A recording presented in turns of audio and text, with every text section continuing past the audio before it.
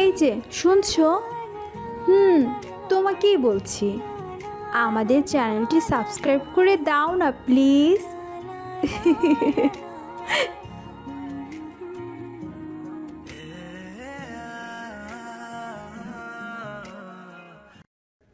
এতিমখানার বারান্দায় বসে কান্না করছি। একটু আগে মাদ্রাসার সুপার আমাকে মোটা বেত দিয়ে মেরেছে। আসলে আমি কোনো দোষ করিনি। আজ কয়েকদিন থেকে মাদ্রাসার সুপার আমাকে বলতেছে এখান থেকে চলে যেতে। আর আমি ঢাকায় বড় একটা নাম করা ইউনিভার্সিটিতেও সুযোগ পেয়েছি। এই এতিমখানাটা চালায় বাইরের দেশের কোন এক নাম করা বড় লোক। এখানে আরবির পাশাপাশি বাংলা, ইংরাজি সবই পড়ানো হয়। এই এতিমখানায় যাদের বাবা মা দুনিয়াতে নেই এবং কোনো আত্মীয় স্বজন থাকে না, তাকে এখানে নিয়ে আসা হয়। এটা নীলফামারী জেলার কিশোরগঞ্জ থানা, মাগুরা ইউনিয়নে। আমার বাবা মা মারা যাওয়ার পর আমি ছোটো থাকতে মাদ্রাসায় আসি।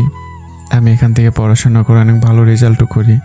আর এতিমখানার নিয়ম হচ্ছে ইন্টার পাস করার পর এখানে কেউ থাকতে পারে না।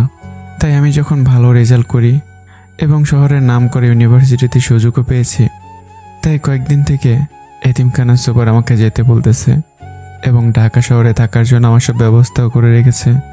আমি এতিমখানার সুপারকে আব্বা বলে ডাকি। কিছুক্ষণ আগেই বাবা শামীম, তুই কি সিদ্ধান্ত নিলি?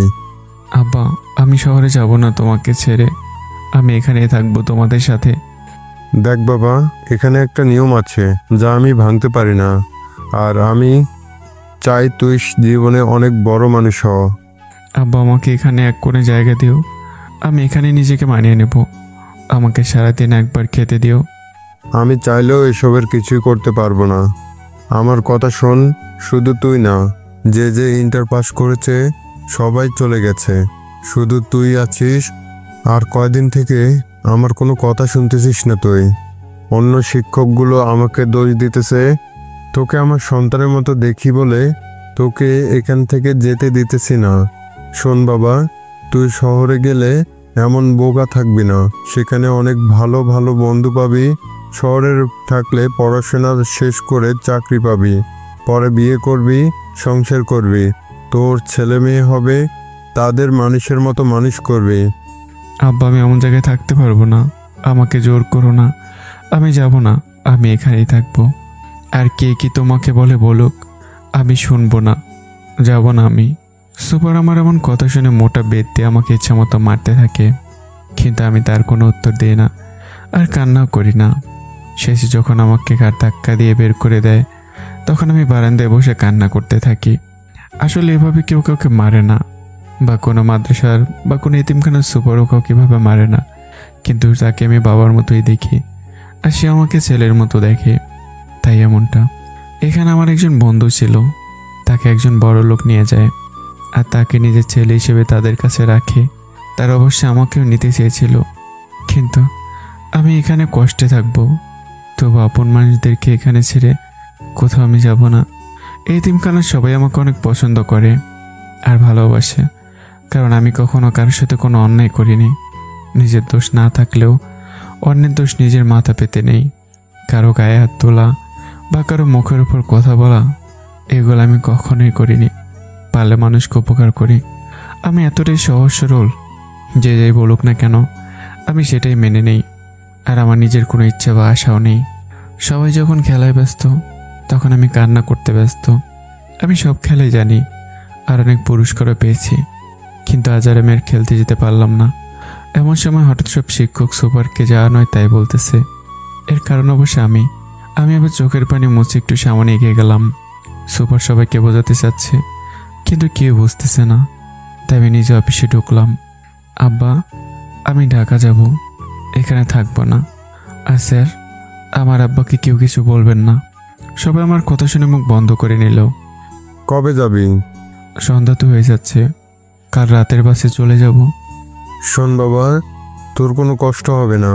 আমার একজন ভালো বন্ধু ঢাকা শহরে আছে, তার মেয়েকে পড়াবি আর তার বাসায় থাকা খাওয়া করবি। আমি তোকে কালকের ঠিকানা লিখে দিব। তারপর সেখান থেকে আমি বের হয়ে উজু করতে গেলাম। উজু করে মাগরিবের নামাজ পড়ে নিজের রুমে গেলাম। এই তো কয়েকদিন আগের কথা। আরও 6 জন ছিল আমার সাথে, তারাও চলে গেছে তাদের নতুন ঠিকানায়। শুধু আমি এখনো পড়ে আছি। পুরো রাত আমি কান্না করে আজ এত বছর ধরে এক জায়গায় আছি, তার মায়া কাটিয়ে উঠতে পারছি না। এত মানুষ এত ভালোবাসা ছেড়ে কেমন করে যাব? ওই শহরের মানুষগুলো তো আর আমার আপন কেউ না। কোনো রকম ফজর পর্যন্ত জেগেছিলাম, মানে কান্না করেছি পুরো মেয়েদের মতো। সত্যিকারের আমার পাশে থাকবে এমন কেউ নেই। আমাকে শুধু আমার বন্ধু ভালোবাসতো আর এতিমখানার সুপার। এখন তো আর আমাকে কেউ ভালোবাসবে না। একা মানুষ। মা বাবা মারা যাওয়ার পর থেকে খুব একা আমি। আমার জীবনের কাউকেই পাইনি। ফজরের নামাজ পড়ে এসে আমি ঘুমাতে চলে যাই। সারা রাত ঘুমাইনি, রাতেও কিছু খাইনি, তাই ঘুমাতে গেলাম। আজ যদি আমি এই রুম ছেড়ে দিই তাহলে নতুন 7 জন ছেলে এখানে ঢুকবে। জোহরের আগে আমার ঘুম ভাঙে। আমি গোসল সেরে কাপড় পরে উজু করে নামাজ পড়ে এসে একটু খেলাম। তারপর রুমে গিয়ে আমার কাপড় গোছানো শুরু করে দিলাম। আমি আজ যে শার্টটা পরেছি, এই শার্টের ভেতরতে আরও 5 জন ঢুকতে পারবে। এখানে এতিমদেরকে বাহিরের দেশের মানুষগুলো ব্যবহার করা পুরাতন পোশাক দেয়, তাই তো কারোকে ঠিক মতো পোশাক লাগে না। আর যে পাজামা পরেছি সেটা অবশ্য ঠিক আছে। এরকম আরও 8টা শার্ট আর প্যান্ট আমার আছে। সব কিছু গুছিয়ে নিয়ে আমি এক এক করে সব এতিম ছেলেগুলোর সাথে দেখা করে নিলাম। তারপর সব শিক্ষকের কাছে গেলাম দোয়া চাইতে। সবার শেষে আমি সুপারের রুমে গেলাম। সেখানে গিয়ে দেখি সুপার জানালার কাছে দাঁড়িয়ে কান্না করতেছে। আব্বা, আমি চলে যাচ্ছি, দোয়া করো, আর মনে হয় দেখা হবে না। সাথে সাথে এতিমখানার সুপার আমাকে জড়িয়ে ধরে কান্না করতে থাকলো। কাঁদবেই না বা কেন? এত বছর ধরে যাকে নিজের ছেলের মতো করে দেখে এসেছে, আর সেই ছেলে তাকে ছেড়ে অনেক দূরে চলে যাচ্ছে। সুপারের কলিজাটা মনে হয় এখান থেকে চলে যাচ্ছে। ভাবতেই তার চোখ দিয়ে বৃষ্টি ঝরছে। বাবারে, কালকের মারগুলো তোর খুব লেগেছিল তাই না রে? না বাবা, একটুও লাগেনি। বাবা তার ছেলেকে মারবে না তো কে মারবে? বাবা তোকে ইচ্ছে করে মারি নাই রে, তোকে যে ছেড়ে দিতে ইচ্ছে করতেছে না। আমার যে প্রাণটাই উড়ে যাবে রে, এই হাত দিয়ে তোকে কখনো মারি নাই। আর কালকে তোকে খুব মেরেছি রে বাবা। বাবা কেঁদো না, আমার সাথে কি তোমার দেখা হবে না আর? ছুটি পেলে তোর সাথে দেখা করতে যাব বাবা। আর শোন, ওখানে গিয়ে কোনো অন্যায় খারাপ কাজ কিছুই করবি না। আর যে তোর উপকার করবে তার জন্য প্রয়োজন হলে জীবনও দিবি। এখানে যেমন সব কিছু মুখ বুজে সহ্য করেছিস, ওখানেও ঠিক তেমনই করে থাকবি। কারণ বোবা কালা অন্ধের কখনো কোনো শত্রু হয় না। নিয়মিত খাবার খাবি, ঠিক মতো পড়াশোনা করবি, বেশি রাত জাগবি না, খারাপ মানুষের সাথে মিশবি না, কোনো ঝামেলা দেখলে সেখান থেকে সরে যাবি, কোনো বিষয় নিয়ে মুখ খুলবি না, অন্যায় না করেও যদি দোষী হোস সব কিছু মাথা পেতে নিবি। আর তোর যখন পড়াশোনা শেষ হবে তখন তুই সব কিছু করবি, বুঝলি? তোমার সব কষ্ট মেনে চলবো বাবা, তোমার সব কথা মেনে চলার চেষ্টা করব। এমন কোনো কাজ করব না যাতে তোমার সম্মান নষ্ট হয়। আর বাবা, সাহেব যদি কখন আমার খোঁজ করতে আসে তাহলে আমার ঠিকানা তাকে দিও। এই যে ঠিকানা, ঢাকায় নেমে যাকে জিজ্ঞেস করবি সেই তোকে ঠিকানায় জায়গায় পৌঁছে দিবে। আর এখানে কলেজের ঠিকানা আছে, আমার বন্ধু রাজুকে বললে তোকে চিনিয়ে দিবে। আর এই যে এখানে 5,000 টাকা আছে, তোর কাজে লাগবে। তারপর আমাকে সব কিছু বুঝিয়ে দিল। আমি রুমে গিয়ে আমার সব কিছু নিয়ে বের হলাম। আমি যখন ব্যাগ কাঁধে নিয়ে বের হলাম তখন মাদ্রাসার সব ছাত্র, পিয়ন, শিক্ষক সবার চোখে পানি। সবাই শুধু বলতেছে শামীমকে ছেড়ে যাস না। সবাই শুধু মনে মনে বলতেছে আমি যেন তাদের ছেড়ে না যাই। সুপারের চোখ যেন আজ বাদ মানতেছে না। সুপারের বাবা মারা যাওয়ার সময়ও তিনি এত কাঁদেনি। আমি যখন গেট দিয়ে বের হব সেখানকার দারোয়ান আমাকে জড়িয়ে ধরে কান্না শুরু করে দিল। দারোয়ানের জ্বর হলে আমি তার দেখাশোনা করতাম। দারোয়ান লুকিয়ে বিড়ি সিগারেট খেলে আমি তাকে নানা রকম কথা বলে বোঝাতাম। দারোয়ানের খুব কাছের মানুষ ছিলাম আমি। দারোয়ান কাঁদতে কাঁদতে আমার পায়ে পড়ে গেল আর আমি সাথে সাথে তাকে বুকে জড়িয়ে নিলাম।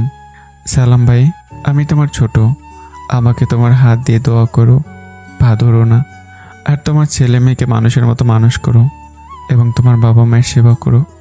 বাইরে তুই ছাড়া আমার এখানে যে কেউ নাই, তুই গেলে কি আমাকে বোঝাবে রে ভাই? বাইরে তুই ছাড়া আমার আপন এখানে কেউ নাই। সালাম ভাই, এমন করে বলো না, তাহলে যেতেই পারবো না। সালাম দারোয়ান আর কোনো কথা বলল না। দারোয়ান আর আমার কান্না দেখে সবারও জোরে জোরে কান্না করতে লাগলো। কারো চোখ যেন আর বাদ মানছে না। আমি গেটের বাইরে একটা অটো নিয়ে পাগলাপীর গেলাম। সেখানে বাসে উঠে রংপুর মেডিকেল মোড়ে নামলাম। সেখানে অটো নিয়ে রংপুর কামারপাড়া গেলাম। সেখানে গিয়ে ঢাকার বাসের টিকিট কাটলাম। আমি যখন ঢাকার বাসে উঠলাম তখন বারবার বাইরে দেখতে থাকলাম। এই বুঝে আমার আব্বা এসে আমাকে তার কাছে নিয়ে যাবে, কিন্তু আমাকে নিতে কেউ আসলো না। আমি যখন সিটে বসলাম তখন সবাই আমার দিকে কেমন করে যেন তাকালো। কেউ কেউ বলতেছে পাগল, এরকম মানুষকে কেন বাসে উঠতে দিল। তার কারণ হলো আমার শরীরের পোশাক আর পায়ে ছেঁড়া স্যান্ডেল। আমি কাউকে কিছু বললাম না, কারণ এসব মানুষকে বোঝাতে আমি সক্ষম নই। মানুষের কাজ সব করা বলা, কিন্তু কখনো তারা মানুষকে সাহায্য করবে না। আমার সাথে যে সিট ছিল সে আমার কাছ থেকে উঠে অন্য সিটে গিয়ে বসলো। বাস চলতে থাকলো অজানার পথে। পাড়ি জমাচ্ছি অন্য কোনো জায়গায়। কপালে আমার যদি সুখ নামক বস্তুটা ধরা দেয়। গাড়ি মাঝরাতে গিয়ে সিরাজগঞ্জে থামলো। বাসের যাত্রীগুলো সেখানে নেমে হালকা খাবার খেয়ে নিল, কিন্তু আমি কোনো কিছুই খেলাম না, আর আমাকে কেউ খেতে বলল না। যাত্রা বিরতির পর বাস আবার চলতে থাকলো। আমি আবারও ঘুমিয়ে গেলাম। ভোরবেলা বাস ঢাকা পৌঁছায়। বাসের হেল্পার আমাকে ডেকে তুলে বাস থেকে নামতে বলল, আর বললাম আমরা ঢাকায় এসে গেছি। বাস থেকে নামার পর আমার ক্ষুধা খুবই বেড়ে গেল, কিন্তু আশেপাশে কোনো দোকানও পেলাম না। যদি এটা গ্রাম হতো তাহলে আমি খাবারের দোকান পেতাম, কিন্তু সেটা আর পেলাম না। আমি হাঁটা শুরু করে দিলাম। এখন যেহেতু ভোর, তাই মানুষ খুব কম। তাই আমি ভাবলাম আমি যত এগোবো পথ আরও কম হবে, একসময় সকাল হয়ে যাবে। কিন্তু মজার বিষয় হচ্ছে ঢাকা শহরে এত বড় বড় বিল্ডিং আছে তা আমি জানতামই না। আমি একজনকে ঠিকানাটা দেখিয়ে জিজ্ঞাসা করলাম ঠিকানা জায়গাটা কোথায়। লোকটা আমাকে একটা রিক্সাওয়ালা ডেকে সেই ঠিকানার কথা বলল, আমাকে নামিয়ে দিতে বলল। আমি রিক্সায় উঠে বসলাম, আর রিক্সা তার আপন গতিতে চলতে থাকলো। এক সময় আমার ওই ঠিকানায় রিক্সা গিয়ে দাঁড়ালো। রিক্সাওয়ালা আমাকে বলল এটাই সেই ঠিকানা। আমি পকেট থেকে টাকা বের করে রিক্সাওয়ালাকে দিলাম। আমি যখন সেই বাসার ভিতরে ঢুকতে যাব তখন দারোয়ান আমাকে ঢুকতে দিতে চায় না, কারণ আমার শরীরের পোশাক। অনেক চেষ্টা করার পরেও আমাকে ঢুকতে দিল না, তাই আমি সেখানেই দাঁড়িয়ে থাকলাম। সকাল করিয়ে বিকেল হলো, কিন্তু আমাকে কেউ নিতে আসলো না। অনেক মানুষ ঢুকতেছে বেরোচ্ছে, এর মাঝে রাজু আমাকে চেনে না। রাত হলো তবুও কেউ এলো না আমাকে নিতে। রাতে অনেক বৃষ্টি হচ্ছে, দারোয়ান তবুও আমাকে মাথা লুকানোর জায়গা দিল না। রাত যখন 11টা বাজে, 9 তলা থেকে রাজু দেখলো একটা ছেলে ব্যাগ কাঁধে দাঁড়িয়ে আছে, যাকে আজ বেশ অনেকবার দেখেছে। তখন রাজুর মনে পড়ে গেল আজ তো তার বন্ধুর মাদ্রাসার ছাত্র আসার কথা। তখন রাজু আর দেরি না করে ঘর থেকে ছাতা বের করে নিচে আসে। এই ছেলে, তুমি রহিমের ছাত্র না? জি সাহেব। আরে তুমি এখানে দাঁড়িয়ে কেন? ভিতরে যেতে পারলে না কেন? আমি তখন দারোয়ানের দিকে তাকালাম। দারোয়ান লজ্জার ভয়ে মাথা নিচু করে ফেলল। দারোয়ান বুঝে গেল সে আমার সাথে অন্যায় করে ফেলেছে। না মানে সাহেব, আমি তো জানি না আপনার ঘর কোনটা, তাই যায়নি। রহিম যা বলেছি ঠিক তেমন তুমি। আমি বুঝে গেছি কেন তুমি ভিতরে ঢোকো নাই। এবার চলো ভিতরে। ভেতরে ঢোকার আগেই দারোয়ানকে রাজু বলে দিল এরকম বল যেন দ্বিতীয়বার সে না করে। আর আমি রাজুর সাথে সাথে ভেতরে ঢুকলাম। যখন বিল্ডিংটার দিকে তাকালাম আমি অবাক হয়ে গেলাম, এত বড় বিল্ডিং হতে পারে। আমি শুধু এতদিন বিল্ডিংয়ের কথা বইয়ে পড়েছি, আর রাস্তা বাস্তবে দেখলাম বিল্ডিংটা প্রায় 25 তলার হবে। আমি মাথা উঁচু করে তাকিয়ে দেখতেছি। রাজু পিছনে ঘুরে দেখে আমি বিল্ডিংটা চোখ বড় বড় করে দেখতেছি, আর এদিকে বৃষ্টিও হচ্ছে। এমনিতে আগে থেকে কাক ভেজা হয়ে আছি, তাই রাজু বলল, তুমি যেহেতু এখন থেকে এখানে থাকবে সেহেতু তুমি সবকিছু পড়েও দেখতে পারবে। আর দেখো কেমন ভিজে গেছো, এভাবে বৃষ্টিতে ভিজলে তোমার জ্বর হতে পারে। ভিতরে আসো। আচ্ছা সাহেব। বাধ্য ছেলের মতো আমি রাজুর সাথে গেলাম। রাজুকে লিফটে উঠল আর আমাকে উঠতে বলল। আমি উঠলাম। আমি ওঠার কিছুক্ষণ পর লিফটের দরজা অটো বন্ধ হলো, আর রাজু বাটন নয়ে চাপ দিল। আমি ভয় পেয়ে গেলাম, আর লিফট তখন উপরে উঠতে থাকলো। আমি মনে মনে দোয়া দুরুদ পড়তে থাকলাম। আমি জীবনে এমন করে কোনোদিন লিফটে উঠিনি। প্রায় মিনিট খানেক পরে আমরা লিফট থেকে নামলাম। সিঁড়ি আছে, তবে সময় লাগবে বলে লিফটে করে এসেছি। তারপর বাসার ভিতরে ঢুকলাম। এই হচ্ছে তোমার রুম। এখানে বাথরুমে সব কিছুই আছে। তুমি আগে গিয়ে ভিতরে ঢুকে ফ্রেশ হয়ে এসো। আমি বুয়াকে তোমার খাবার দিতে বলি, তারপর সবার সাথে সবার পরিচয় করে দিব। আমি মাথা নাড়িয়ে হ্যাঁ বললাম। তারপর রুমে ঢুকলাম। রুমটা আগে থেকে সাজানো ছিল। একটা রুমে যা যা লাগে তার সব কিছু আছে রুমের মধ্যে। আমি রুমে এত কিছু দেখে অনেকটা অবাক হলাম, কারণ এর আগে আমি এমন রুম দেখিনি। আর খাট, আমি তো জীবনে খাটে থাকিনি। আর এখানে যে খাট আছে, সোফা আছে, টিভি আছে, শোকেস আছে, আলনা, আলমারি, ড্রেসিং টেবিল, সব কিছুই আছে। আমি এত কিছু দেখে মনে মনে ভাবতেছি যে শহরকে আছি নাকি। তাই আমি আমার হাতে একটা চিমটি কাটলাম। আমি আর অত কিছু না দেখে ফ্রেশ হতে চলে গেলাম নিজের ব্যাগ রেখে। ফ্রেশ হয়ে এসে আমি একটা ভালো দেখে শার্ট আর প্যান্ট পরলাম, কিন্তু আমার শরীরের চেয়ে দুটো অনেক বড় আর অনেক ঢোলা। আমি বাইরে বের হয়ে ডাইনিং টেবিলে বসে কাচের প্লেটে খাবার খেলাম। এরকম খাবার আমি আমার জীবনেও খাইনি, তা আবার এমন আলিশানভাবে। খাওয়া শেষ হলে আমাকে রাজু সোফাতে বসতে বলল। আমি রাজু সাহেবের কথা মতো খাবার টেবিল থেকে উঠে সোফা দিকে বসলাম। রাজু তার বউ, ছেলে মেয়ে সবাইকে ডেকে নিয়ে আসলো। সাথী, এই হচ্ছে তোর টিচার, আর মোর্শেদা, রাফি এর নাম শামীম, যার কথা তোমাদেরকে বলেছিলাম। রাজু আর তার 9 বছরের ছেলে রাফি আমাকে মেনে নিতে পারলেও সাথী আর রাজু সাহেবের বউ আমাকে মেনে নিতে পারল না। আমাকে দেখে মা মেয়ে দুজনেই নাকে হাত চেপে ধরল। আব্বু, এই ছেলে তো আমাদের বাসার কাজের লোক হওয়ারও যোগ্যতা রাখে না, আর তার কাছে কি না আমি পড়বো? অসম্ভব আব্বু। তোমার কি কাণ্ডজ্ঞান বলতে কিছু নেই? এসব এতিম ছোট লোক কিসব পোশাক পরেছে, তাকে বাসায় জায়গা দিতেছ? দেখেছ কিসব পরেছে, আর ওর কাপড় থেকে কিসব গন্ধ বের হচ্ছে। প্লিজ ওকে বের করে দাও, আমার দম বন্ধ হয়ে আসছে।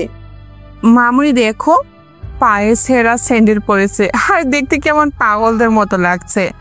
আমি আর কাছে পড়তে পারবো না। আর দেখো, আমাদের দামি সোফা নষ্ট করে ফেললো এই ছেলে। মামুনি বের করো। এই, তোমাদের মা মেয়ের এসব বাজে স্বভাব গেল না কেন? ও গরিব হতে পারে, কিন্তু অনেক ভালো ছেলে। আল্লাহ ওর মতো করে আমাদেরকেও বানাতে পারতেন। মানুষ হয়ে আর একটা মানুষকে কেমন করে ঘেন্না করতে পারো তোমরা? এই হচ্ছে তোমার সমস্যা। এইসব ছেলের জায়গা এই বাসাতে হবে না। তুমি নিশ্চয়ই বাসা থেকে বের হতে না চাচ্ছ। শামীম এখানে থাকবে, আর সাথী শামীমের কাছে পড়াশোনা করবে, এটাই শেষ কথা। আর কেউ যদি শামীমের সাথে বাজে ব্যবহার করেছো, তার জায়গা এ বাসাতে হবে না, এই বলে দিলাম। আমাকে দেখে তারা মা মেয়ে দুজনেই নাক হাত দিয়ে চেপে ধরল। সাথে ওয়াক্ত করতে করতে বেশি নিয়ে গেল, আর মোর্শেদা বেগম একটু দূরে সরে দাঁড়ালো। আমি এদের মা মেয়ের কথা শুনে লজ্জা আর শরমে মাথা নিচু করে রাখলাম। মা মেয়ে দুজন দুজনের দিকে তাকালো। সাথীর অবস্থা খারাপ দেখে মোর্শেদা বেগম চোখের ইশারে সাথীকে চুপ থাকতে বললেন, এবং আমাকে তাড়ানোর পায়ে তাড়াশে করতেছে। সাথী তার মায়ের ইশারা বুঝতে পেরে চুপ করেই থাকলো। আব্বু, আমিও পড়বো শামীম ভাইয়ের কাছে, আর শামীম ভাইয়ের সহ অবসর সময়ে খেলা করব। ঠিক আছে, তাই হবে। মোর্শেদার সাথী দুজনই তাদের রুমে চলে গেল। সাথী তার রুমে গিয়ে ভাবতেছে কি করে আমাকে বাসা থেকে তাড়িয়ে দিতে পারবে। অপরদিকে মোর্শেদা বেগমও তাই ভাবতেছে। রাবি আমার কাছে এসে তার ছোট হাত দুটো দিয়ে আমার মাথা তুলে বলল, ভাইয়া, তোমার কি মন খারাপ হয়েছে? ভাইয়া, মন খারাপ করো না, আম্মু আর আপু একটু খারাপ। ওদের কথাই কিছু মনে করো না তুমি শামীম। আর শোন, কে কি বলে বলুক, কখনো বাসা ছেড়ে যাওয়ার কথা মুখেও তুলবে না বলে দিলাম। সত্যি বলতে কি, শহরে যেমন ভালো মানুষ আছে, ঠিক ততগুলো খারাপ মানুষও আছে। সবাই তোমার মতো সহজ সোজা না। অন্য কেউ হলে এতক্ষণে ওদের মা মেয়ের কথার উত্তর দিয়ে দিত। না না সাহেব, আমি কিছুই মনে করিনি। তাহলে রুমে গিয়ে ঘুমাও, সকালে আবার কথা হবে তোমার সাথে। আমি মাথা নিচু করে রুমে গেলাম। তারপর ব্যাগ থেকে সব কাপড় বের করে আলনাতে রাখলাম। আমি সব কাজ শেষ করে বিছানায় ঘুমাতে গেলাম। বিছানায় যাওয়ার পর দেখলাম বিছানা অনেক নরম। এখন যদি বিছানায় গায়ে এলিয়ে দেওয়া যায় তো ঘুমই ধরে যাবে। আমি যখন বিছানায় শুয়ে পড়লাম তখন আমার মাদ্রাসার কথা মনে পড়ে গেল, বিশেষ করে মাদ্রাসার সুপার এবং দারোয়ান সালামের কথা। আজ আমি তাদের থেকে অনেক দূরে। ওদের কথা ভাবতে গিয়ে আমার চোখে জল চলে আসছে। এখন কি আমার বাবা মানে রহিম সাহেব কি আমার কথা ভাবতেছেন? আমার কথা কি তার মনে পড়তেছে? নাকি তিনিও আমার মতো কান্না করতেছে। আমি ভাবতে পারিনি কোনো একদিন তাদের ছেড়ে এত দূরে এসে আমার থাকা লাগবে। পরদিন ভোরবেলা ঘুম থেকে উঠে আমি ফজরে নামাজ পড়লাম। নামাজ শেষ করে দেখলাম ঘরের ভেতর আরও একটা দরজা আছে। তাই আমি কৌতূহলবশত দরজাটা খুলে দেখি ছোট্ট একটা বারান্দা আর লোহার রড দিয়ে খাঁচার মতো ঘেরা, মানে এটা হচ্ছে বেলকনি। আমি বাইরে তাকিয়ে দেখি অনেক বড় বড় বিল্ডিং, আর সব বিল্ডিং দেখতে অনেক সুন্দর লাগতেছে। এখন আমার ভাবনা হচ্ছে একটা করে বিল্ডিংয়ে তো একটা করে পরিবার থাকে, তাহলে এত বড় বিল্ডিং তৈরির অতটা টাকা নষ্ট করে কি দরকার আছে? একটা পরিবারে মা বাবা স্ত্রী সন্তান এরাই তো থাকে, তাহলে এত বড় বিল্ডিংয়ের কি দরকার? এসব নানা কথা ভাবতেছি। সকালে পাখি ডেকে উঠল, ধীরে ধীরে রাস্তার মানুষের গাড়ি বের হতে থাকলো। আমি আরো অবাক হয়ে গেলাম এই শহরে এত রকমের গাড়ি দেখে। আর মাঝে মাঝে গাড়ি জ্যামের মধ্যে আটকে যাচ্ছে, মনে হচ্ছে এই বুঝি একটা গাড়ি আরেকটা গাড়িকে লাগিয়ে দেবে। হঠাৎ রাজু সাহেবের ডাকে আমি বাস্তবে ফিরে এলাম। আমি তার ড্রয়িং রুমে গেলাম, দেখতে পেলাম সকলে সকালের নাস্তা নিয়ে ব্যস্ত। রাজু সাহেব আমাকে নাস্তা টেবিলে বসতে বলল। আমি যাই না নাস্তা টেবিলে বসতে যাব, অমনি সাথী আর তার মা মোর্শেদা বেগম নাস্তার টেবিল থেকে উঠে গেল। রাজু সাহেব বুঝতে পারলো তার স্ত্রী আর মেয়েকে থামালো না। খাওয়া শেষ করে রাজু সাহেব আমাকে নিয়ে মার্কেটে গেল। যাওয়ার পথে আমি শুধু শহর আর শহরের মানুষ, গাড়ি, রাস্তা, ভবন এসব কিছুই দেখলাম। আমি এখন বুঝতে পারলাম শহর আর গ্রামের মধ্যে পার্থক্য কী। আর শহরের মানুষগুলোকে দেখে বোঝা যাচ্ছে এখানে কেউ কার আপন নয়, যে যা যার মতো করে চলে, ব্যস্ত সবাই। আমাকে নিয়ে একটা মার্কেট থেকে কিছু শার্ট, প্যান্ট, জুতা আমাকে কিনে দিল। তারপর বাসায় চলে আসলাম। শামীম, যাও এখান থেকে, তোমার যেগুলো পছন্দ সেগুলো পরে আসো। আমি বাধ্য ছেলের মতো গিয়ে সেখান থেকে শার্ট, প্যান্ট, স্যান্ডেল পরে আসলাম। আমাকে এবার এসব পোশাকে পুরো চেঞ্জ লাগছে। রাজু সাহেব তার স্ত্রী মেয়েকে ডাক দিল। তারা আমাকে দেখে অবাক হয়ে গেল। কিছুক্ষণ আগে যে ছেলেকে পাগলের মতো লাগছিল, এখন সেই ছেলেকে পুরাই হিরোর মতো লাগছে। সাথী, এবার ঠিক আছে তো? না আব্বু, ঠিক নেই। পোশাক বদলালেও তো আর মানুষের ইষ্টটা চাই না। চুপ করো বেয়াদব মেয়ে, যাও বই খাতা নিয়ে পড়ার টেবিলে বসো। এখন তোমাকে শামীম পড়াতে যাবে। আর শোন, শামীমকে ভদ্রতার সহিত স্যার কথাটুকু বলবে, মনে থাকে জানো? সাথে আর ওর বাবার মুখের উপর কোনো কথাই বলতে পারলো না। চুপচাপ পড়ার টেবিলে গিয়ে বসে বলল, কাজটা কি ঠিক করলে তুমি? একটা এতিম ছেলের জন্য নিজের মেয়েকে এভাবে ধমক দিতে পারলে? বেশি কথা বলবে না বলে দিলাম। এতিমরা কি মানুষ না? তারা কি সমাজের ৮-১০ মানুষের মতো চলাচল করতে পারে না? একটা এতিম ছেলের জন্য আমাকে রাগ দেখাচ্ছ? আর এই ছেলের জন্য কেন তুমি এত টাকা ব্যয় করতে গেলে? ও এখন সাথীর শিক্ষক, আর টাকা পয়সা কি কবরে সাথে নিয়ে যাবে নাকি? শোন, এখনো সময় আছে, নিজেকে বদলে ফেলো। শহরের ওই ইট পাথরের মতো হয়ে যেও না, তাহলে পস্তাতে হবে। আমি মাথা নিচু করে সব কথা শুনতেছি। যখন মোর্শেদা বেগম এতিম কথাটা বলে, তখন মনে হয় আমার কলিজাটা ছিঁড়ে যায়। কোন এতিম মানুষগুলো কি কারো ভালোবাসা পেতে পারে না? তাদের কি ইচ্ছে করে না ভালো পোশাক পরি? তারা কি একটু সুখের মুখ দেখতে পারে না? শামীম, তুমি ও ঘরে গিয়ে রাফি আর সাথীকে পড়াও। আর শোন, কাল সকালে তোমার ভার্সিটি চিনিয়ে দিব, তারপর একা একা যেও, বুঝলে? আমি মাথা নেড়ে হ্যাঁ জবাব দিলাম। তারপর সাথীর রুমে গেলাম। সেখানে গিয়ে দেখি সাথী বইয়ের উপর মাথা রেখে কি যেন চিন্তা করতেছে। আমি রুমে ঢুকলাম, সাথীকে সালাম দিলাম। তার প্রতি উত্তরে সাথী মুখে বেঞ্চকি কাটলো। আমি আর কোনো কথা না বলেই পড়ার টেবিলের পাশে চেয়ারে বসলাম। আপনি কোন শ্রেণীতে পড়েন? নিউ 10। কোন বিভাগে? মানবিক। আপনার কোন বইটা সমস্যা আমাকে বলুন, আমি তার সমাধান করে দেব। সমস্যা তো আপনি। মানে ঠিক বুঝলাম না। সব বইয়ে সমস্যা আছে আমার। তারপর আমি এক এক করে সাথীর সবগুলো বই প্রথম থেকে শুরু করলাম। কিন্তু বোঝা গেল সাথী মোটেও ভালো ছাত্রী না পড়াশোনার দিক থেকে। কোনো রকম আমি সাথীকে বোঝানো শুরু করলাম, আর সাথীও কিছুটা বুঝতে পারলো। তারপর রাফিকে পড়ানো শুরু করলাম। রাফি ক্লাস 4-এ পড়ে, কিন্তু সাথীর থেকেও রাফি অনেক মেধাবী ছাত্র, তা বুঝতেই পারলাম প্রথম দিন। তবুও তাদের অনেক কিছুই বোঝালাম, শেখালাম। পড়ার কথা ছাড়া একটা বাড়তি কথা বলিনি। সাথে আর রাফিকে পড়িয়ে এসে আমি আবারও রাজু সাহেবের কাছে যাই। রাজু সাহেব তখন পত্রিকা পড়ায় ব্যস্ত। রাজু সাহেব পত্রিকা রেখে আমাকে বলল, তা কেমন দেখলে ওদের পড়াশোনা? সাহেব, আপনার মেয়ে পড়াশোনা একেবারে কাঁচা, আর আপনার ছেলে মাশাআল্লাহ অনেক সুন্দর পড়াশোনা করতে জানে। আমার এমন কথা শুনে রাজু সাহেব বসা থেকে উঠে দাঁড়ালো এবং আমার দিকে আগুন চোখে তাকিয়ে থাকলো। আমি সাহেবের এমন তাকানো দেখে অনেকটা ভয় পেয়ে গেলাম। সাথে সাথে আমি মাথা নিচু করে নিলাম আর মনে মনে ভাবছি, আমি তো তাকে সত্যি কথা বললাম, তাহলে আমার দিকে এমন করে উনি তাকিয়ে আছে কেন? তুমি আমাকে কি বলে ডাকলে সেটা আগে বলো তো। সাহেব, বলছি, কোনো কিছু কি ভুল করেছি?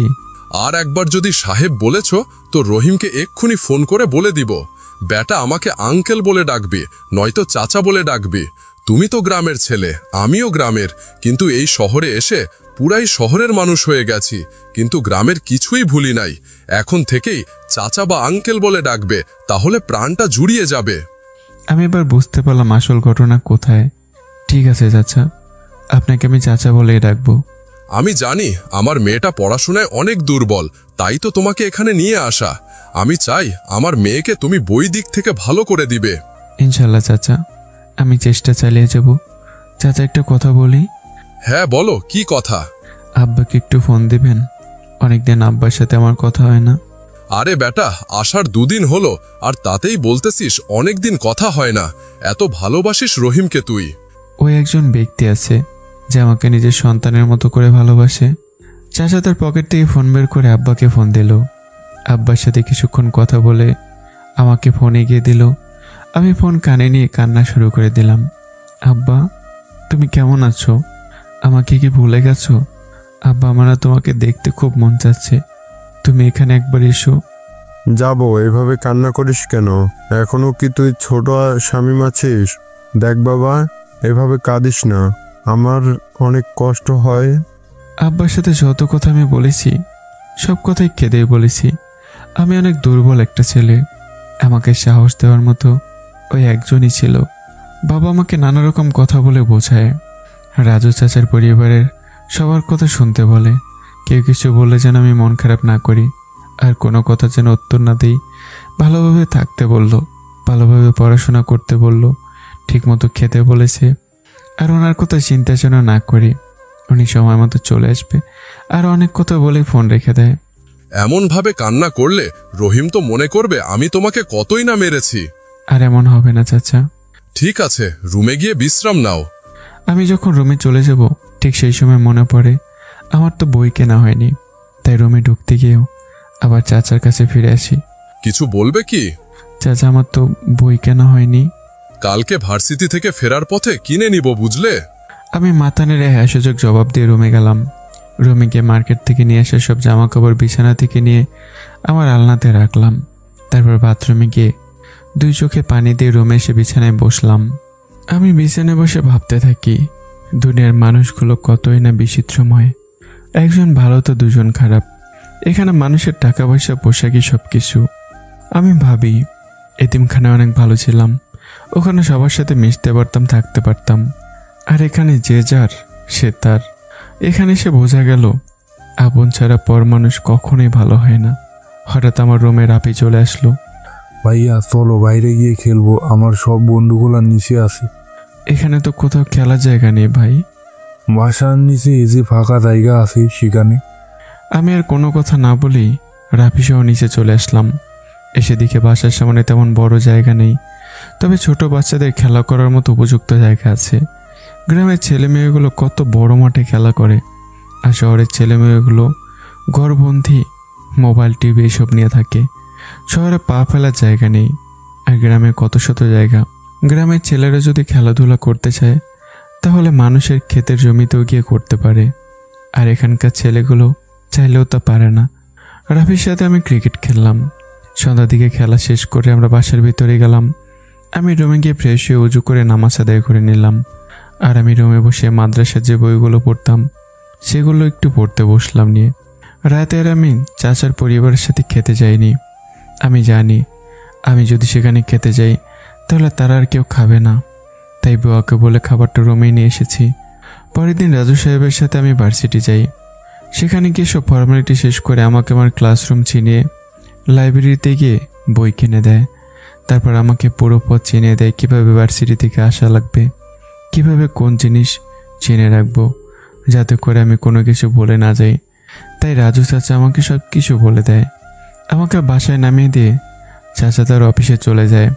আমি বাসায় যাওয়ার পর মোর্শেদা বেগম দেখে তার স্বামী নেই, আর তাই সে আমাকে বলে, দেখ বাপু, তুমি আমাদের এখানে থাকতেছো, খাচ্ছো, পড়ছো, আমরা তোমাকে মানা করব না, কিন্তু এর বিনিময়ে তো আমাদের কিছু কাজ করে দিতে পারো। অবশ্যই চাচিমা। এই ছোট লোকের এতিম ছেলে কিসের চাচিমা রে? আমাকে ম্যাডাম ডাকবি, আর আমার মেয়েকে ছোট ম্যাডাম ডাকবি, বুঝলি? আমি চাচির এই এতিম কথাটা শোনার পর আমার ভেতরটা কেমন যেন রক্তক্ষরণ হতে থাকে। না চাইতেও চোখ দিয়ে পানি চলে আসে। আমি হাতের উল্টো পিঠ দিয়ে চোখের পানি মুছে বললাম, ঠিক আছে ম্যাডাম, বলেন কি করতে হবে আমাকে। তোমার দ্বারায় কাজ করে নিলে আবার আমার স্বামীকে বলে দিবে না তো? বলবো না ম্যাডাম। ওই যে বাথরুমে কাপড় দেখছো, যাও সব ধুয়ে ছাদে শুকাতে দিবে। আমি আর কোনো কথা না বলেই বাথরুমে চলে যাই। বাথরুমে ঢুকে দেখি মনে হয় সারা বছরের কাপড় এতদিনে মনে হয় ধোয়নি, আমার জন্যই মনে হয় রেখে দিয়েছে, মানে আমাকে দিয়ে সব ধুয়ে নেবে আর কি। আমি আর কোনো কিছু না বলে কাপড়গুলো ধুতে থাকলাম। এখনও বইগুলো ড্রয়িং রুমের সোফাতে পড়ে আছে, ঘরেও রাখতে পারিনি। তার আগে আমাকে কাজে লাগিয়ে দিল। আর ওইদিকে মামনি, তোর মাথায় অনেক বুদ্ধি আছে তো দেখছি। ওকে কয়দিনের মধ্যে বাসা ছাড়া করব, তুই শুধু দেখতে থাক। আমি তো চাই মামনি, আর এই এতিমের বাচ্চার কাছে পড়তে আমার ভালো লাগে না মামনি। কষ্ট করে কয়টা দিন সহ্য করো আম্মু, দেখবে নিজে নিজে চলে যাবে। এমন অত্যাচার শুরু করে দিব যা ভাবতে পারবি না। ওরা হয়তো জানে না আমি মাদ্রাসায় থাকা অবস্থায় সব কাজ করতাম। এসব আমার কাছে কিছুই না। সব কাপড়গুলো বালতিতে নিয়ে ছাদে শুকাতে দিই। কিন্তু হঠাৎ লক্ষ্য করলাম সাথীর জামা আর চাচির জামা কাপড় ধুতে গিয়ে ছিঁড়ে গেছে। তবুও ভয় ভয় সব কাপড় চোপড় শুকিয়ে দিয়ে নিচে চলে আসলাম। এবার একটু পুরো বাসা পানি আর পুরাতন কাপড় দিয়ে পরিষ্কার করো। বুঝলাম না ম্যাডাম। এই সমস্যা এতিমের বাচ্চাকে নিয়ে, কোনো কথাই বোঝে না। এই যে মেঝে দেখতেছিস, সবগুলো রুমের মেঝে পরিষ্কার করবি, বুঝেছিস? আমি এবার বুঝতে পেরে বালতিতে করে পানি নিয়ে আসলাম। তারপর সবার রুমে গিয়ে মেঝে ধুয়ে মুছে পরিষ্কার করলাম। যখন সাথীর রুমে গেলাম তখন আমি দেখি সাথী মোবাইলে খুব খারাপ ভিডিও দেখতেছে। আমি যে রুমে ঢুকেছি সাথী তা বুঝতে পারিনি। যখন আমি হালকা কাশি দিলাম মাথা নিচে করে, তখন সাথী মোবাইল থেকে চোখ সরিয়ে আমাকে দেখে সাথী অনেকটা ভয় পেয়ে যায়।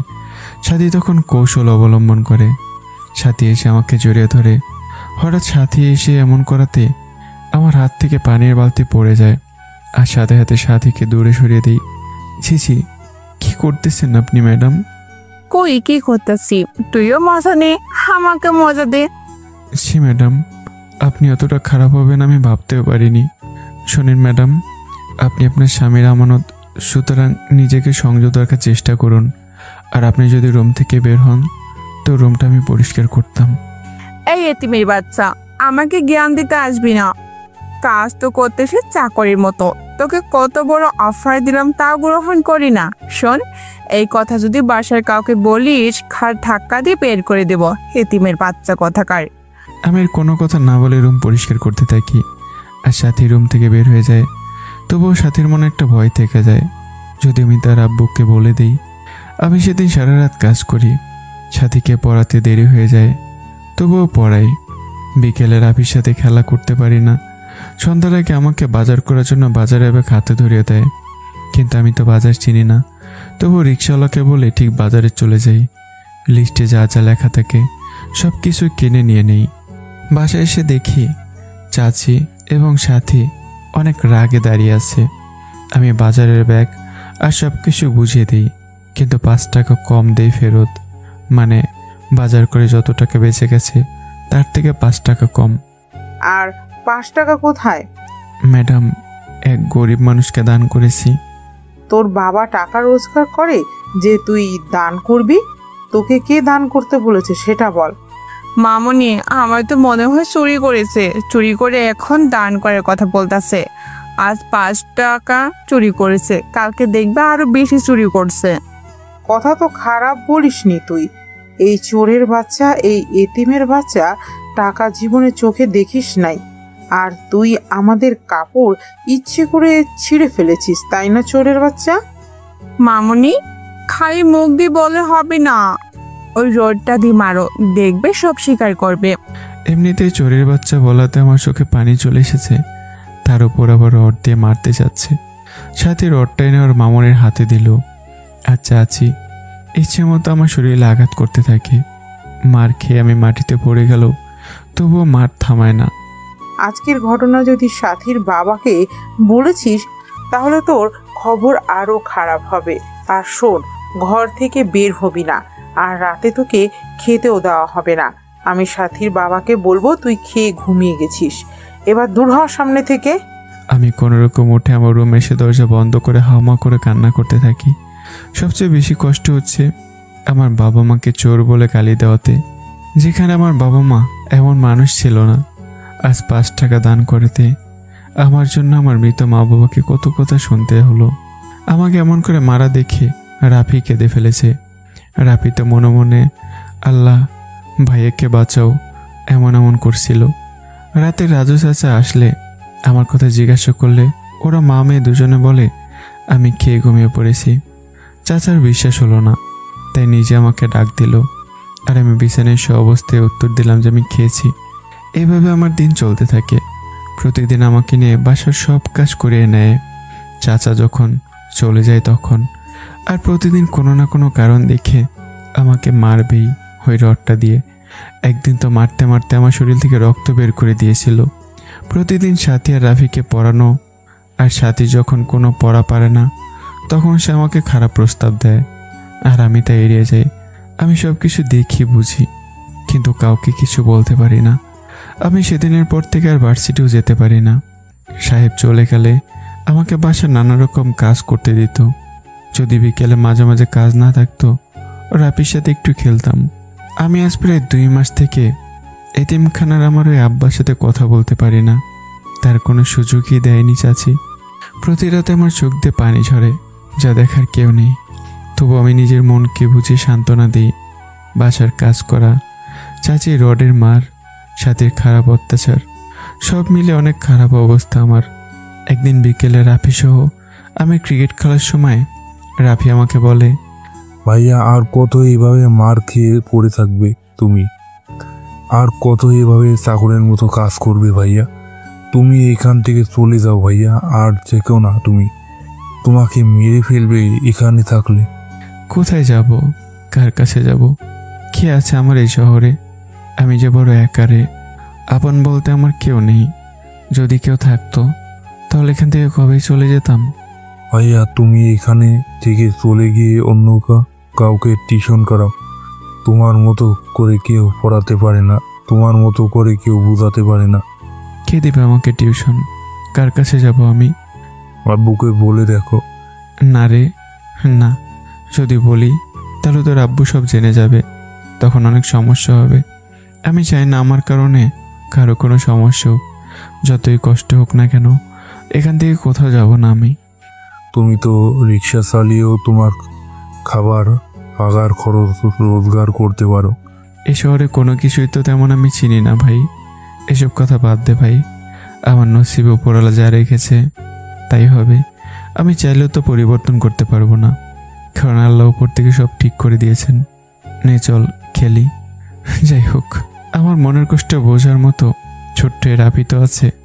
এত কষ্ট যা বলে বোঝাতে পারবো না আমি। আর আমাকে বোঝার মতো কেউই নেই। যাদের আপন মনে করি তারা একটু দূরে ঠেলে দেয়। মা মেয়ে আমাকে নিয়ে অনেক চিন্তায় পড়ে গেছে। এত অত্যাচার করার পর আমি যাচ্ছি না কেন?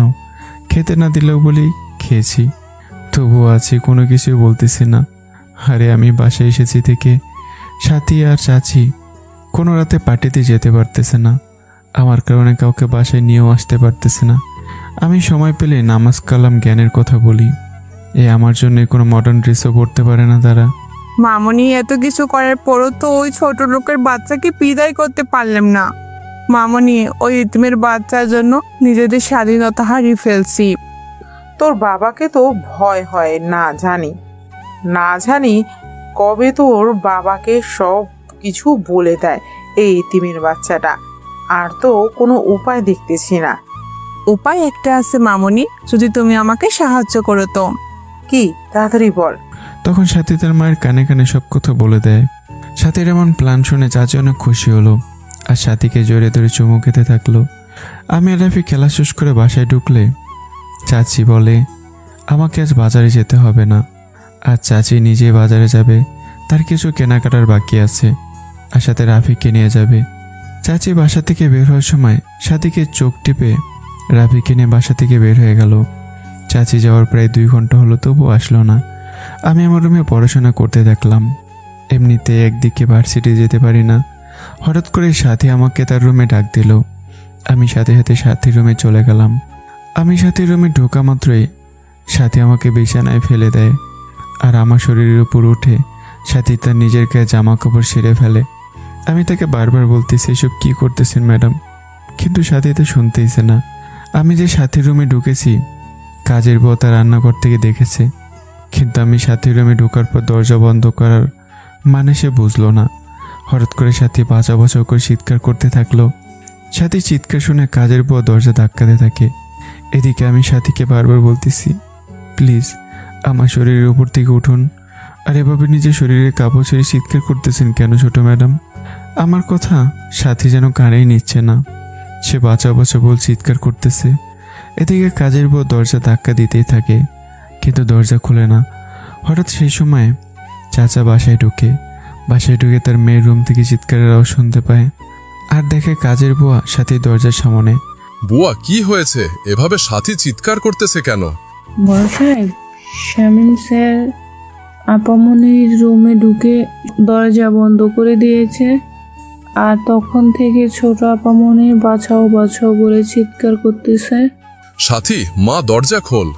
সাথী যখন বুঝলো তার আব্বু এসেছে তখন সে বলে স্যার, আমাকে এভাবে নষ্ট করবেন না। আমি আপনার বোনের মতন, প্লিজ ছেড়ে দিন আমাকে। আব্বু, আম্মু, বাঁচাও আমাকে। শামীম স্যার আমার ইজ্জত নষ্ট করে দিল। কে কোথায় আছো? বাঁচাও আমাকে। চাচা সেই তখন থেকে দরজা ধাক্কা দিতেছে, কিন্তু খুলতেছে না। শেষে যখন খুব জোরে ধাক্কা দিল তখন দরজা ভেঙে গেল আর সাথীও নিচে পড়ে গেল আর আমাকে ওপরে তুলে দিল।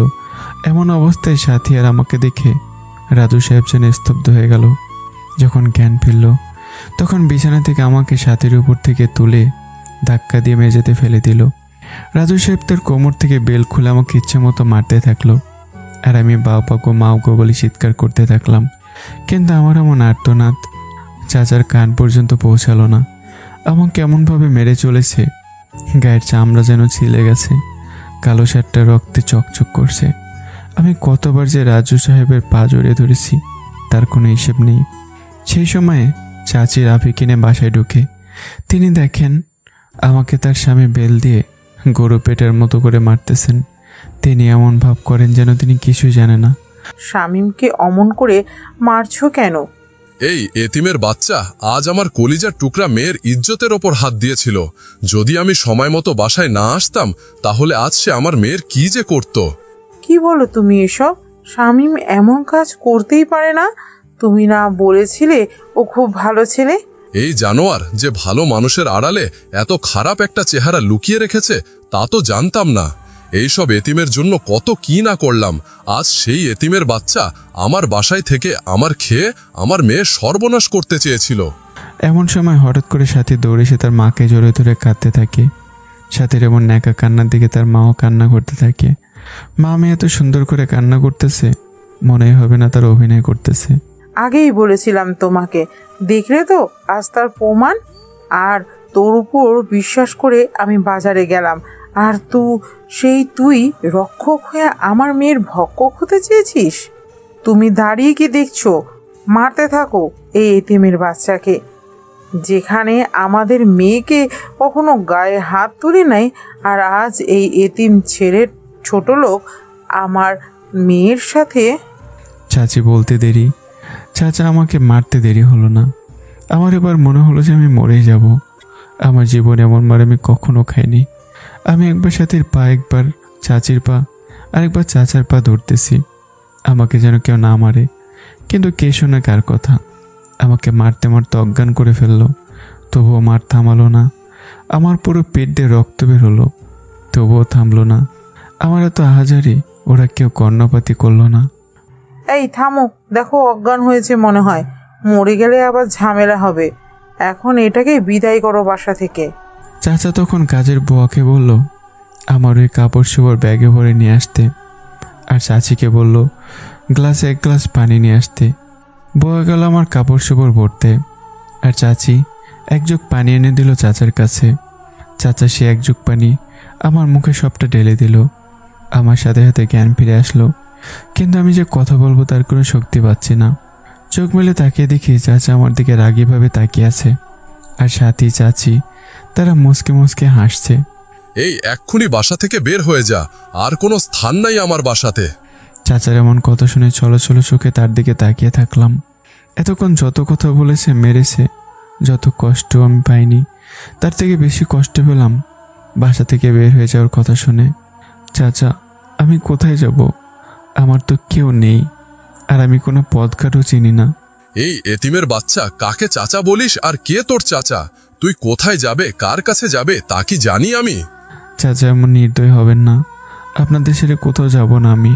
তুই যাবি, তোর মরা বাবা মাও যাবে, জানোয়ারের বাচ্চা। এত কিছু করার পরও তুই কি ভেবেছিস আমি তোকে জায়গা দিব আমার বাসাতে? আমি আবারও রাজু সাহেবের পা জড়িয়ে ধরে কান্না করতে থাকলাম, আমাকে যেন বের করে না দেয়। রাজু সাহেব লাথি দিয়ে আমাকে সরিয়ে দেয়। আমি আবার সাথীর পা জড়িয়ে ধরলাম, সাথী ওর বাবার মতো করে। শেষে চাচিও, তিনিও আমাকে লাথি মেরে তাড়িয়ে দেয়। আমি বারবার 1 এক করে সবার পা জড়িয়ে ধরি, আমাকে যেন বের করে না দেয়, কিন্তু কেউ আমার কথা শোনে না। যখন দেখতে পেল আমাকে তিনি সরাতে পারছেন না, তখন তিনি নিচের সিকিউরিটি গার্ডকে মানে দারোয়ানগুলোকে ফোন করে এখানে আসতে বলে। বর ব্যাগ গোছানো হলে বাইরে এসে আমার সামনে দেয়। ঠিক সেই সময় দারোয়ানগুলো আসে। রাজু সাহেব বলে একে বাসার বাইরে ফেলে দিতে, আর ভেতরে যেন ঢুকতে না পারে। দারোয়ান 3 জন আমাকে এমনভাবে ধরে আমি একটু নড়তে পারি না। বারবার আমি চাচাকে বললাম, চাচা আমাকে তাড়িয়ে দেবেন না, আপনারা ছাড়া এই শহরে আমার কেউ নেই, আমি কার কাছে যাব, কার কাছে থাকবো? কিন্তু আমার কথা কেউই শুনলো না। আমাকে রাস্তায় ফেলে দিয়ে গেট লাগিয়ে দিল দারোয়ানগুলো। রাস্তায় এসে আবারও গেট ধাক্কাতে থাকি, কিন্তু কেউ তা পাত্তা দেয় না। শেষে যখন আমি বুঝতে পারলাম আমার এখানে থাকা হবে না, তখন আমি অনেক কষ্টে সেই জায়গা ত্যাগ করে চলে যাই। আমার এমন হাল দেখে কেউ কান্না না করলেও রাফি ঠিকই কেঁদে ফেলেছে। রাফি এটাও বুঝতে পেরেছে সব কিছু তার মা বোনের সাজানো ছিল, তা না হলে কেন তারা আজ আমাকে বাজারে না পাঠিয়ে নিজেই গেল। রাজু সাহেব তার নিজের রুমে গিয়ে চেয়ারে বসে ভাবতে থাকে মানুষ কতটা খারাপ হতে পারে, যাকে বিশ্বাস করে বাসায় ঠাঁই দিয়েছে, আর সেই কিনা তার মেয়েকে। এসব ভাবতেই তার লজ্জা লাগছে। মা মেয়ে রুমে গিয়ে দরজা বন্ধ করে খিলখিল করে হাসতে থাকে। আজ মনে হয় মা মেয়ে এই এতিম ছেলেটাকে বাসা থেকে সরিয়ে দিয়ে বিশ্ব জয় করে ফেলেছে। দেখো তো কিভাবে তাকে তাড়িয়ে দিলাম। দেখতে হবে না মেয়েটা কার। এখন থেকে আমাদের আর কোনো বাধা নেই, আমরা আজ থেকে স্বাধীন, যা খুশি তাই করতে পারবো আমরা। বাবা বাসায় নিয়ে এসেছিল, আজ বাবাকে দিয়ে তাকে তাড়িয়ে দিলাম। তুই কেমন করে বুঝলি যে তোর বাবা এসেছে সেই সময়? আমি জানলার কাছে দাঁড়িয়েছিলাম মা, যখন দেখলাম বাবা ঘরে ঢুকতেছে তখনই শামীমকে রুমে ডেকে এনে দরজা লাগিয়ে দিয়ে জামা ছিঁড়ে ফেলা শুরু করি, আর তারপর সবার জানা।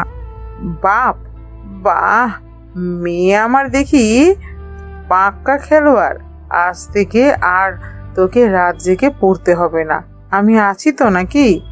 মামি এমন খুশি যেন আকাশের ঈদের চাঁদ পেয়েছে।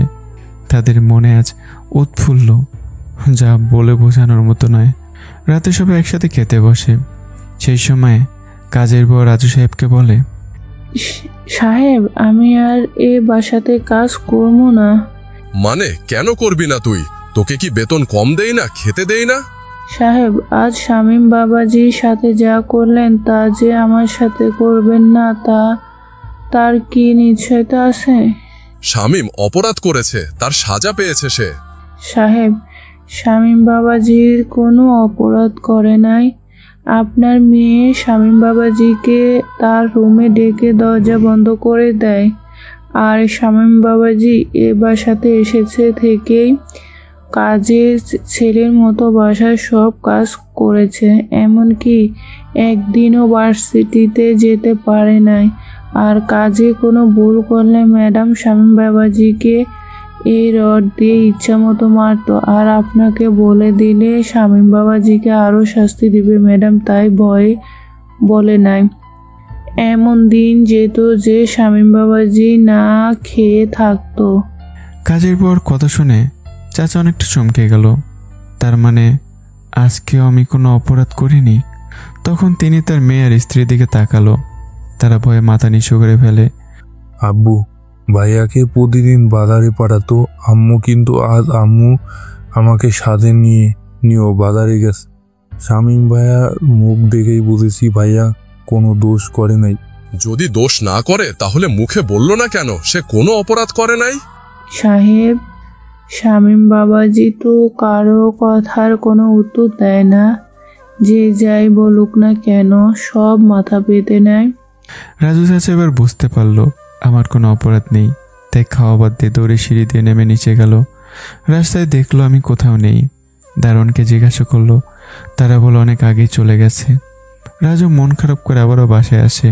এত ছোট মনের তোমরা দুজন, ছেলেটা কি এমন ক্ষতি করেছিল তোমাদের যার কারণে এমনটা করলে? গরিবরা কি মানুষ না? তোমাদের মা মেয়ের এত অন্যায় মাথা পেতে নিত তবুও কোনো বলতো না, তার সাথে এমনটা করতে পারলে তোমরা? নিজেদের অপরাধ বুঝতে পেরে মা মেয়ে দুজনেই চাচার পা ধরে ক্ষমা চায়। আমার কাছে তো তোমরা কোনো অপরাধ করো নাই, যার কাছে করেছো তার কাছে যাও। এই বলে চাচা নিজের রুমে গিয়ে দরজা বন্ধ করে দেয়। হাত মুষ্টিবদ্ধ করে ঘুষি মারতে থাকে আর নিজের অপরাধে অনুশোচনা করতে থাকে। না চাইতেও তার চোখ দিয়ে পানি বের হয়ে আসে। আর তখন আমার আহাজারির কথা মনে পড়ে যায় তার, কিভাবে আমি তার পা ধরে কান্না করেছি। এত মারার পরও যেতে চাইনি। অন্যদিকে এদিকে আমি রাস্তায় ঘুরতে থাকি। মাথা লুকানোর সামান্য জায়গাটুকু আমি পাই না। শহরে এত বড় বড় বিল্ডিং, কিন্তু মানুষের থাকার মতো জায়গা হয় না সেখানে। আনমনে হাঁটতে থাকি। কোথায় এসেছি আমি নিজেও জানি না। এদিকে শরীরের রক্তগুলো শুকিয়ে গেছে। আমি সেই সকালে একটা রুটি খেয়েছি, তারপর আর কিছু খাওয়া হয়নি। আমি রাস্তাতে যেতে যেতে দেখি অনেক মানুষ রাস্তার ফুটপাতে শুয়ে আছে। হায়রে জীবন, কেউ থাকে অট্টালিকায়, কেউ হয় রাস্তার পাশে। সবাই তো মানুষ, তাহলে তো পার্থক্য কেন এই দুনিয়াতে? সবাই তো একটু ভালোভাবে বাঁচতে মন চায়। কেউ কে দেখে না, কেউ বোঝে না গরিবদের কষ্ট। সবার মন কি শহরে ইট পাথরের মতোই শক্ত? আমি ওদের সাথে ঘুমানোর চেষ্টা করলাম, কিন্তু জায়গা পাচ্ছি না কোথায় ঘুমাবো। শেষে আমি একটা রাস্তায় কুকুরের পাশে একটু জায়গা পেলাম, সেখানে ঘুমিয়ে পড়লাম। একে তো মার খেয়েছি, তার উপর এতদিন এত কষ্ট করা, আবার না খেয়ে থাকা। চোখ বুঝতেই ঘুমিয়ে গেলাম। খুব সকালে পাখির ডাকে আর ফুটপাত দিয়ে মানুষের চলাচল করতেই আমার ঘুম ভেঙে যায়। ঘুম ভাঙলে দেখি আমার পাশের মানুষগুলো অনেক আগেই ঘুম থেকে উঠে চলে গেছে, আর কুকুরটা আমার গায়ের উপরই শুয়ে আছে। কি আজব দেখেন, শেষে কেন আমার সঙ্গী হলো রাস্তার একটা কুকুর। আমার পুরো শরীর খুব ব্যথা করতেছে আর আমার গা জ্বরে পড়ে যাচ্ছে। মাথাটাও তুলতে কষ্ট হচ্ছে। কোনো রকম আমি সেখান থেকে উঠে ব্যাগটা কাঁধে নিয়ে কাজের সন্ধানে চললাম। সারাটা দিন সবার কাছে কাজের জন্য ঘুরেছি, কিন্তু কেউ আমাকে কোনো কাজ দেয়নি। এই শহরে মামা খালু টাকা ছাড়া কোনো কিছুই হয় না। আর মানুষটা যদি গরিব আর এতিম হয়, তাকে তো রাস্তার কুকুর মনে করে সবাই। এই শহরে যতগুলো গাড়ি আর বড় বড় বিল্ডিং, তাতে করে মনে হয় না এই শহরের মানুষ গরিব হতে পারে। তবুও তারা এমন ব্যবহার আচরণ করে, তারা মনে হয় খুব অসহায়। রাতে আমি একটা ফার্মেসি থেকে জ্বর আর শরীর ব্যথার ওষুধ নেই, তারপর একটা ছোট দোকান থেকে হালকা কিছু খেয়ে নেই। আজ আমার রাতে ঘুমানোর স্থান হয়েছে একটা ছোট লেকের ধারের বেঞ্চে। ব্যাগটা মাথার নিচে দিয়ে ঘুমিয়ে গেলাম। অন্যদিকে রহিম, মানে যাকে আমি আব্বা বলে ডাকতাম, অনেকদিন থেকে আমার সাথে কথা বলতে পারে না। যতবার রাজু চাচাকে ফোন করেছে ততবার তিনি বলেছে অফিসে আছে।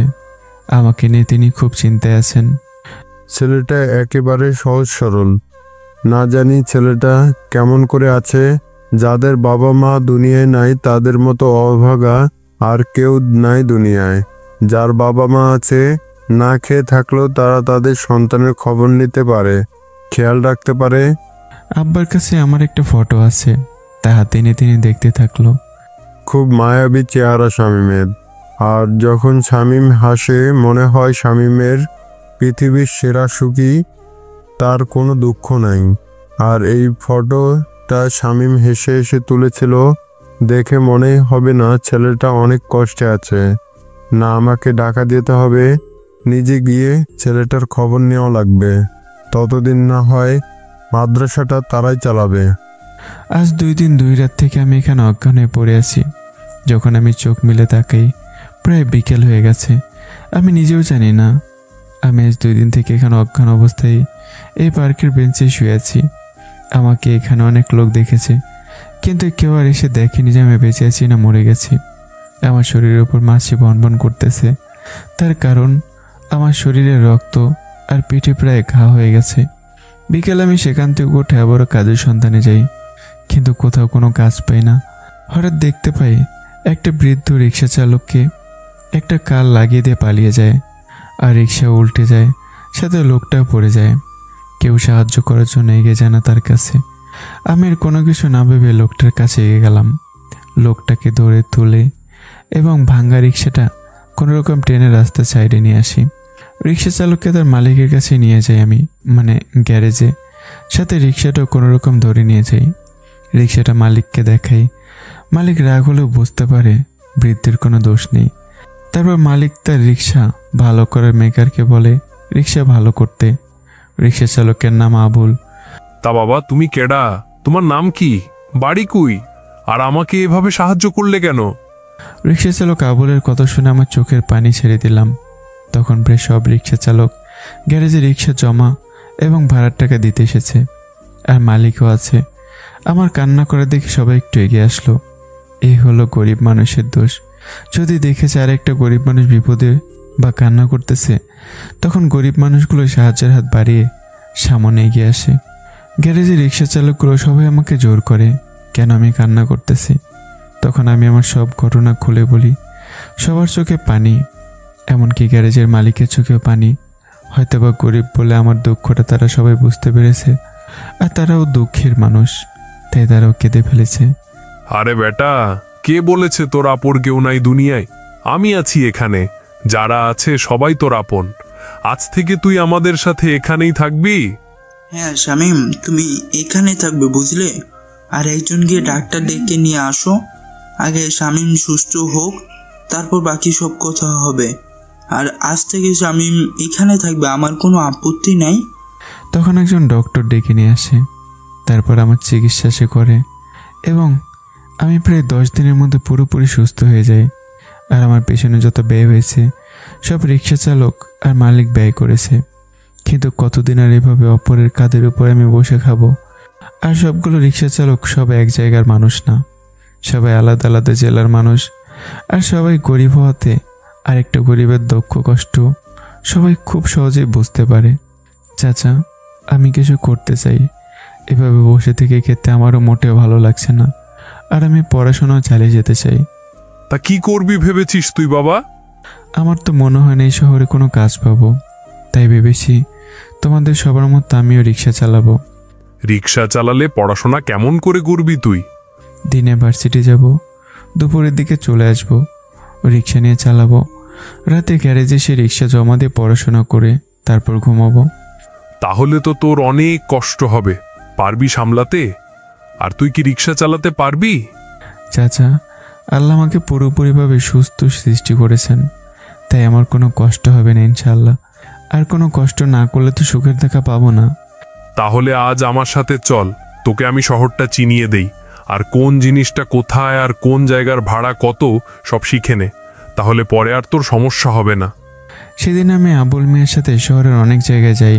পথঘাট চিনে নেই, কোথায় গেছে সব কিছু দেখে নেই, কোন জায়গায় কত ভাড়া হবে সব কিছু আমি শিখে নেই। পরের দিন থেকে আমি রিক্সা চালানো শুরু করে দিই এবং প্রথম দিনে বেশ কিছু টাকা কামাই করে নেই। ফেরার পথে সেই টাকা দিয়ে সবার জন্য মিষ্টি কিনে নিয়ে এসে নিজেদের সবাইকে খাইয়ে দিই, আর সবাই অনেক খুশি মনে সেই মিষ্টিগুলো খায়। তো আমি প্রায় কয়েকদিন রিক্সা চালানোর পরে হঠাৎ একদিন রাতে একটা মেয়ে আমার কাছে চলে আসে। ভাইয়া একটু দয়া করে আমাকে সাহায্য করেন ভাই। কেন আপামনি, কি হয়েছে, এমন করতেছেন কেন? ভাই সব পরে বলবো, আপনি একটু দয়া করে আমার সাথে আসুন। আমার বোন খুব অসুস্থ, তাকে হাসপাতালে নিয়ে যেতে হবে। কোনো গাড়ি পাচ্ছি না, বোনটা অনেক ব্লাড বের হচ্ছে, তাই দয়া করে আমাকে। বোন আপনি কাঁদবেন না, বলুন আপনার বাসা কোথায়, আর আপনি রিক্সায় উঠুন। মেয়েটা আমার কথা মতো রিক্সায় ওঠে আর আমাকে পথ দেখিয়ে দেয় তাদের বাসার সামনে আসলে মেয়েটা বলে, ভাই আসুন, আমি একা পারবো না ওকে নিয়ে আসতে। তারপর আমি মেয়েটার সাথে বাসার ভেতরে যাই। ভেতরে গিয়ে দেখি একটা 16 থেকে 17 বছরের মেয়ে বাসার মেঝেতে উপর হয়ে পড়ে আছে, আর তার কোমরের নিচ থেকে প্রচুর রক্তক্ষরণ হচ্ছে। ভাই আমার বোনকে দয়া করে তুলে একটু রিক্সায় বসান, আমি রক্ত দেখতে পারি না। আমি সাথে সাথে পড়ে থাকা মেয়েটাকে পাজা কোলে তুলে 2 হাতের উপরে নিলাম। আর তখন আমি মেয়েটার সামনের দিক করলে বুঝতে পারি আসলে রক্ত কোত্থেকে বেরোচ্ছে। আমার মাথা যেন ঘুরে পড়ে যাব এমন অবস্থা। এত রক্ত কী কারণে বের হবে মেয়েটার ওই স্থান দিয়ে? অত কিছু না ভেবে দৌড় দিয়ে মেয়েটাকে রিক্সায় তুললাম আর তার বোনকে রিক্সায় উঠে তাকে দৌড়তে বললাম। আমি রিক্সা খুব জোরে চালাতে শুরু করে দিলাম, কিন্তু যখন মেয়েটাকে আমি কোলে করে নিয়েছিলাম তখন মেয়েটার শরীরে একটু একটু ঠান্ডা ছিল। বোন, যদি কিছু মনে না করেন আমাকে বলবেন কী কারণে রক্ত বেরোচ্ছে, আর উনি জ্ঞান হারিয়ে ফেলেছে কেন? ওকে ধর্ষণ করা হয়েছে। মানে কিভাবে, আর কেমন বাজে কাজ করলো? ভাই আমার বোনটা ছোট থেকে চাপা স্বভাবের, কোনো কিছু হলেও সে কাউকে মুখ ফুটে কিছু বলতো না। ও আমার ছোট খালার ছোট মেয়ে, ওরা 2 ভাই বোন, কিন্তু খালো তাদের ছেলেকে অনেক ভালোবাসে। 4 দিন আগে হঠাৎ করে সংবাদ আসে আমার নানা গুরুতর অসুস্থ, তাই আমার খালু আর খালাতো ভাই নানা বাড়িতে যায়। আমার বাবা মা আরও যে খালারা আছে সবাই যায় সেখানে। সেদিন আমার বোনের ঋতুস্রাব শুরু হয়, তার আর প্রচণ্ড পেট ব্যথার কারণে যেতে পারে না। আর সেই দিনই এর ফুফাতো ভাই বেড়াতে এদের বাসায় আসে, তাই খালু ওর চাচাতো ভাই আর ফুপুর ছেলেকে ওদের বাসায় রেখে যায়। ওর ফুপুর ছেলে ওকে অনেকবার প্রেমের প্রস্তাব দেয়, কিন্তু সে বারবার ফিরিয়ে দেয় তাকে। সেদিন রাতে বোনটা আমার পানি খাওয়ার জন্য কিচেনে গেলে পিছন থেকে ওর মুখ চেপে ধরে মেঝেতে শুয়ে দিয়ে সারা রাত ওই জানোয়ার দুটো ধর্ষণ করে। আর ওই অবস্থা থাকা অবস্থায় আমার বোনটা তাদের এমন পাশবিক নির্যাতন সহ্য করতে না পেরে জ্ঞান হারিয়ে ফেলে। যখন ওর জ্ঞান ফেরে তখন ভোর হয়েছে, আর দেখতে পায় তার গায়ের জামাটা প্রায় ছিঁড়ে গেছে। কোনো রকম রুমে গিয়ে একটা চাদর জড়িয়ে বাথরুমে গিয়ে ফ্রেশ হয়। তারপর সারাদিন দরজা বন্ধ করে রুমে থাকে ভয় লজ্জাও। কোথাও যেতেও পারে না, কাউকে কোনো কিছু বলতেও পারে না। এক ধর্ষণ আর দ্বিতীয় তার ঋতুস্রাব, দুইটাই যন্ত্রণা সহ্য করতে পারে না। অনেকটা ডিপ্রেশনে চলে যায় সে। রাতে সেই জানোয়ার দুটো আবার আমার বোনের রুমে গিয়ে বলে, তুই যদি কাউকে এই ঘটনা বলিস তাহলে সারা রাত আমরা দুজন যা করেছি তা পুরা দেশের মানুষ দেখবে। সব কিছু ভিডিও করে রেখেছি, আর মুখ খুললে মেরে ফেলবো। কত করে বলেছিলাম মা আমাকর ভালোবাসো, তা করলি না, শেষে তো সব হারালি। হাসতে হাসতে তারা রুম থেকে চলে যায়। 2 দিন পর খালু বাড়িতে আসলে আমার বোনটা তার মা বাবাকে বলে তার চাচার ছেলে এবং ফুপু ছেলে তার সাথে অনেক খারাপ কিছু করেছে, কিন্তু ওর বাবা মা তা শুনে উল্টো তার চাচার ছেলের আর ফুপু ছেলের কথা শুনে সেই দিন খালা ওকে কয়েকটা থাপ্পড় মারে। তারপর খালু আবার সেই দিন নানা বাড়ি যায়। আর আজ ওই জানোয়ার দুটো আবারও তার এই সমস্যা থাকা অবস্থায় ধর্ষণ করে পালিয়ে যায়। পুরো বাসা ফাঁকা, শুধু এই জানোয়ার দুটো আর আমার বোনটা ছাড়া 4 দিন থেকে বাসায় কেউ নেই। আর আজ একটু আগে আমাকে আমার বোনটা ফোন করে ডেকে নিয়ে সব কথা বলে। তারপর তো আপনাকে ডাকতে আসলাম। আমি মেয়েটার কথা শুনে কান্না করে ফেললাম। দুনিয়াতে এখন এমন জানোয়ার বেঁচে আছে? আর মেয়েটার মা বাবা কেমন, যারা নিজের সন্তানের খবর রাখে না, নিজের সন্তানের কথা বিশ্বাস করে না, এমন বাবা মায়ের ঘরে যেন মেয়ে সন্তান জন্ম না নেয়। বোন, আপনি থানায় জানাননি বিষয়টা? না ভাইয়া, জানাতে পারিনি। আর একটু জোরে চালান ভাইয়া। আমি মেয়েটার কথা মতো নিজের শরীরে সব শক্তি দিয়ে প্যাডেল ঘোরাতে থাকলাম। পথ যেন শেষই হচ্ছে না। রাত অনেক হয়েছে, কোনো গাড়ি, অটো, সিএনজি কিছুই চোখে পড়তেছে না। আমি মনে মনে আল্লাহকে ডাকতে লাগলাম মেয়েটা যেন বেঁচে যায়। অনেক কষ্টের পর আমি ওদের নিয়ে হসপিটালে আসতে সক্ষম হই। আমি রিক্সা দাঁড় করিয়ে মেয়েটাকে কোলে নেওয়ার আগেই তার কাঁধের গামছা দিয়ে মেয়েটার কোমর পেঁচিয়ে দিই, যাতে করে মানুষ এসব না দেখে। তারপর দর্শিতা মেয়েটাকে কোলে করে নিয়ে দৌড়ে হাসপাতালের ভিতরে ঢুকি। অন্য মেয়েটা কাঁদতে থাকে, আর ডক্টর ডক্টর বলে চিৎকার করতে থাকে। কোনো রকম ওয়ার্ড বয়ে দেখা পেলে তাদেরকে বলে একটা বেডে শুয়ে দিই মেয়েটাকে। তারপর ডক্টর এসে পালস চেক করে, দেখে দর্শিতা মেয়েটা আর বেঁচে নেই। ডক্টর সাথে সাথে পুলিশকে ফোন করে। এদিকে দর্শিতা মেয়েটাকে জড়িয়ে ধরে কান্না করতে থাকে তার খালাতো বোনটা। আমি সেখানে একদম নীরব হয়ে যাই। তাহলে এত কষ্ট দিয়েছে মেয়েটাকে, যার কারণে মেয়েটা দুনিয়া ছাড়া হলো। আমি মনে মনে আল্লাহকে বললাম, আল্লাহ, এমন জানোয়ারের বিচার তুমি দুনিয়াতেই করো। এরকম পশুর মতো মানুষের দুনিয়াতে বেঁচে থাকার কোনো অধিকার নেই। তারপর পুলিশ এসে মেয়েটার খালাতো বোন এবং আমাকে জিজ্ঞাসাবাদ করে। তারপর সব শুনে লাশ ময়রা তদন্তের জন্য পাঠায়। ভাইয়া, আমি এখন কি করব বলেন তো? আপনার খালাকে ফোন দিন। খালা তো বিশ্বাস করবে না ভাইয়া। আপনি আগে তাদেরকে ফোন তো দেন, দিয়ে সবটা ঘটনা বলুন তাদেরকে। যতই হোক না কেন, মেয়ের মরার কথা শুনলে না এসে থাকতে পারবে না।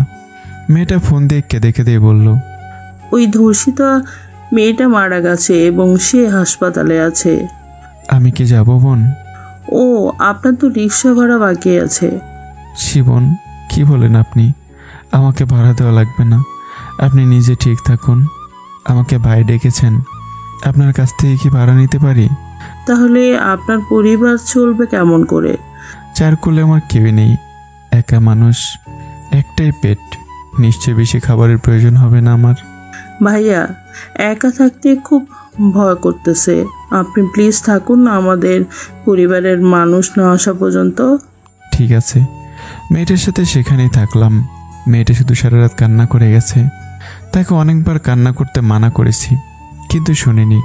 বরং বলেছে আজ ওর সাথে যা হয়েছে কালকে আমার সাথে ওটা হতে পারতো। ওদের যদি দর্শন করার এত ইচ্ছে ছিল, তাহলে তারা সেদিনই যা করার করেছে।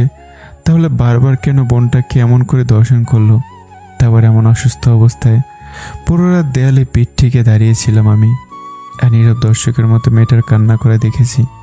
একবারের জন্য আমার চোখ দিয়ে পানি ঝরা বন্ধ হয়নি। ভোরাতে মেয়েটার পরিবারের লোকজন আসলে আমি মেয়েটার কাছ থেকে বিদায় নিয়ে চলে আসি। যখন গ্যারেজে রিক্সা নিয়ে ঢুকি, তখন সবাই মাথায় হাত দিয়ে চিন্তা ভাব নিয়ে বসে আছে দেখলাম। আমাকে গ্যারেজে ঢোকা দেখে সবাই আমার কাছে এগিয়ে এসে নানান কথা জিজ্ঞাসা করতে থাকলো। কোথায় ছিলাম, কি হয়েছে, কেন আসতে দেরি হলো, আমার কিছু হয়নি তো, আমার চিন্তায় তারা কেউ সারা রাত ঘুমাতে পারেনি, ইত্যাদি ইত্যাদি আরও অনেক কথাই বলল। আমি তখন সবাইকে দর্শিতা মেয়েটার কথা বললাম। সবাই আমার কথা শুনে কিছুক্ষণের জন্য স্তব্ধ হয়ে যায়। এ নতুন কি বাবা? আমাদের এদেশে এটা এখন পেশা হয়ে গেছে। জীবনে কত দেখলাম এমন ঘটনা, কত যে মেয়ে ধর্ষিতা হয়ে রাস্তায় জঙ্গলে পড়েছিল। আরে বেটা, এটা ঢাকা শহর, এখানে থাক সব শিখতে পারবি আর জানতেও পারবি। শুধু এই শহরে না, পুরো দেশের কোনায় কোনায় এমন ধর্ষণের ঘটনা ঘটছে। এই দেশে 6 বছরের শিশু ধর্ষণ হওয়ার মতো ঘটনা আছে, গর্ভবতী নারী ধর্ষণের মতো ঘটনা আছে, গৃহবধূ ধর্ষণের ঘটনা আছে, মেয়ের সামনে মাকে দলবেঁধে ধর্ষণের ঘটনা আছে। বাবারে, যে মানুষগুলো এসব কাজ করে তারা আসলে ভালো পরিবারের সন্তান না। এদের কাছে মা, বোন, খালা, ফুপু কেউ নিরাপদ না। এদের একটাই চাহিদা, তা হলো যৌন চাহিদা। মনের ক্ষুধা মেটানো এদের কাজ। এরা ভাবে না এদেরও ঘরে মা, বোন আছে, এরাও একদিন বাবা হবে। যদি এরা এসব ভাবতো তাহলে তারা ধর্ষণ করতো না। আর সবচেয়ে বড় কথা, ধর্ষিকাদের সবার কাছে এমন করে চলাফেরা করে মনে হয় সে কোনো পাপ করে নাই। সামান্য যৌন চাহিদা মেটানোর জন্য এরা কাউকে ছাড় দেয় না। এদের বিচার আল্লাহ করবে। এরা তো দুনিয়াকে বেহেশত মনে করে, পরকাল বলতে যে একটা অন্তকালের জীবন আছে সেটা তারা বিশ্বাস করে না। এসব ভেবে আমাদের কোনো কাজ নাই। যে দেশে সরকার ধর্ষণের সাজা দিতে জানে না সে দেশে তো ধর্ষণ বাড়বে। যদি ধর্ষকদের ধরে ফাঁসি দিত তাহলে দেশে এমন খারাপ মানুষ থাকতো না, আর যদিও থাকতো তাহলে খারাপ কাজ করার সাহস পেত না। এইসব চিন্তাবাদ দিয়ে যা, ঘুমিয়ে পড়। আর তোর ভার্সিটি যাবি কবে থেকে? কালকে থেকে যাব চাচা। আমি আর তাদের কোনো কিছু না বলে গ্যারেজে থাকার ঘরে গিয়ে শুয়ে পড়লাম, কিন্তু আমার চোখে ঘুম আসতেছে না। আমি ভাবতেছি মেয়েটার বাবা মা এটা বিশ্বাস করবে না যে তার মেয়েকে ওই দুটা যেন দর্শন করেছে। তার মেয়ের মৃত্যুর কারণে যেন দুটো দেশের পুলিশ কি তাদেরকে ধরে নিয়ে শাস্তি দিতে পারবে, নাকি পুলিশ তাদের ধরবে না, নাকি ধরে নিয়ে আসার পর ছেড়ে দেবে? আল্লাহ, এ কেমন নিয়তি তোমার? আমাকে না হয় এতিম বানিয়েছ, কিন্তু আজ একটা পরিবারকে, একজন মাকে একজন বাবাকে সন্তানারা করে দিলে। আল্লাহ, তুমি কি চাইলে সাথে সাথে এইসব খারাপ মানুষের বিচার করতে পারো না? নানান রকম চিন্তা করে আমি ঘুমিয়ে গেলাম। ঠিক জোহরের সময় উঠে গোসল করে নামাজ পড়ে খেয়ে আবারও রিক্সা নিয়ে বেরোলাম। সেদিন রিক্সা চালে রাতে গ্যারেজে এসে খাওয়া দাওয়া করে ঘুমিয়ে যাই। পরদিন সকালবেলা আমি একটা মোটামুটি ভালো শার্ট আর প্যান্ট পরে কলেজের দিকে রওনা হলাম। অন্যদিকে রহিম, মানে আমি যাকে আব্বা বলে ডাকতাম, তিনি আর থাকতে না পেরে নীলফামারী থেকে রংপুর এসে ঢাকার বাসে উঠে ঢাকা চলে আসলো। ঢাকা এসে তার বন্ধু রাজু চাচার বাসার ঠিকানায় চলে যায়। রাজু চাচার বাসায় ঢুকে দেখে রাজু চাচা বাসাতে নেই, তার স্ত্রী সন্তান আছে। আর আব্বাকে দেখে চাচি চিনতে পারলো। তিনি আব্বাকে একটা রুম দেখিয়ে দিল বিশ্রাম নেওয়ার জন্য। রাজু চাচা আসলে তখন হয় বাকি কথা হবে। রাতে রাজু চাচা আসলো, সবাই মিলে খাওয়া দাওয়া শেষ করে সোফাতে বসলো। আচ্ছা রাজু, শামীম কোথায়? ওকে তো আসছি থেকে দেখতে পারতেছি না। সবাই আব্বার কথা শুনে মাথা নিচু করে রাখলো।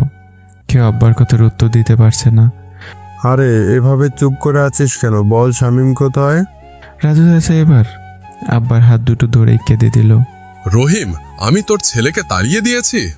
মানে কি বলতেছিস তুই সব? রাজু চাচা সব কথা বলে দিল। ওর কি আর কোনো খোঁজ খবর পাস নাই? অনেক জায়গায় খুঁজেছি, কোথাও পাই নাই।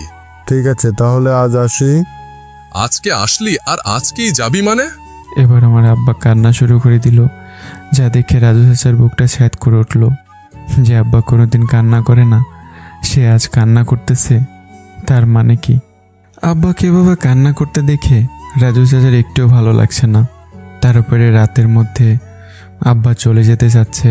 কি জন্য তুই কান্না করতেছিস একবার বলবি আমাকে? তুই জানিস না শামীম কতটা অসহায়, কতটা একা। তুই একটা এতিম ছেলেকে কিভাবে এমন জানোয়ারের মতো পিটালি। যখন তোরা সবাই ওর দোষ দিয়েছিলি, একবারও কি কোনো উত্তর দিছে শামীম? আমি জানতাম না রে ভাই, আমার স্ত্রী সন্তান এতটা ছোট মনের আর জঘন্য মানুষ হবে। আল্লাহই জানে ছেলেটা এখন কোথায় আছে, কেমন আছে। জানিস তো ছেলেটার মতো ভালো ছেলে একটাও পাবি না। না খেয়ে রাখবি, তবুও তোর কোনো দোষ করবে না। যা করতে বলবি তাই করবে। ও তো সামান্য ভালোবাসা পাবার লোভে সবার পিছু ছোটে। ওকে মানুষ কত করে করুক, তবুও তার প্রতিবাদ করবে না। ওকে মারতে মারতে মেরে ফেললেও প্রতিবাদ করবে না সে। শামীম কেমন তা তোকে আগে বলেছিলাম রে। ভাই সাহেব, আমি আর আমার মেয়ে অনেক বড় অন্যায় করে ফেলেছি। আমাকে আর আমার মেয়েকে ক্ষমা করে দেন। আঙ্কেল, দরকার হয় শামীমকে খুঁজে বের করে আবার বাসাতে নিয়ে আসবো। এবার বাসায় নিয়ে আসলে আর কোনো অন্যায় করবো না তার সাথে। ও আর বেঁচে থাকতে অন্তত এই বাসায় পা দেবে না। ওকে ভালো করে চিনি আমি। আপনারা যা বলছেন তাতে করে ওর মন থেকে উঠে গেছেন। এমন কথা বলিস না তুই। আমি চললাম রে, ভালো থাকিস তোরা। এই রাতের মধ্যে কোথায় যাবি তুই? কালকে যাস। যেখানে একটা এতিম অসহায়ের জায়গা হয় নাই, সেখানে আমি কেমন করে থাকবো?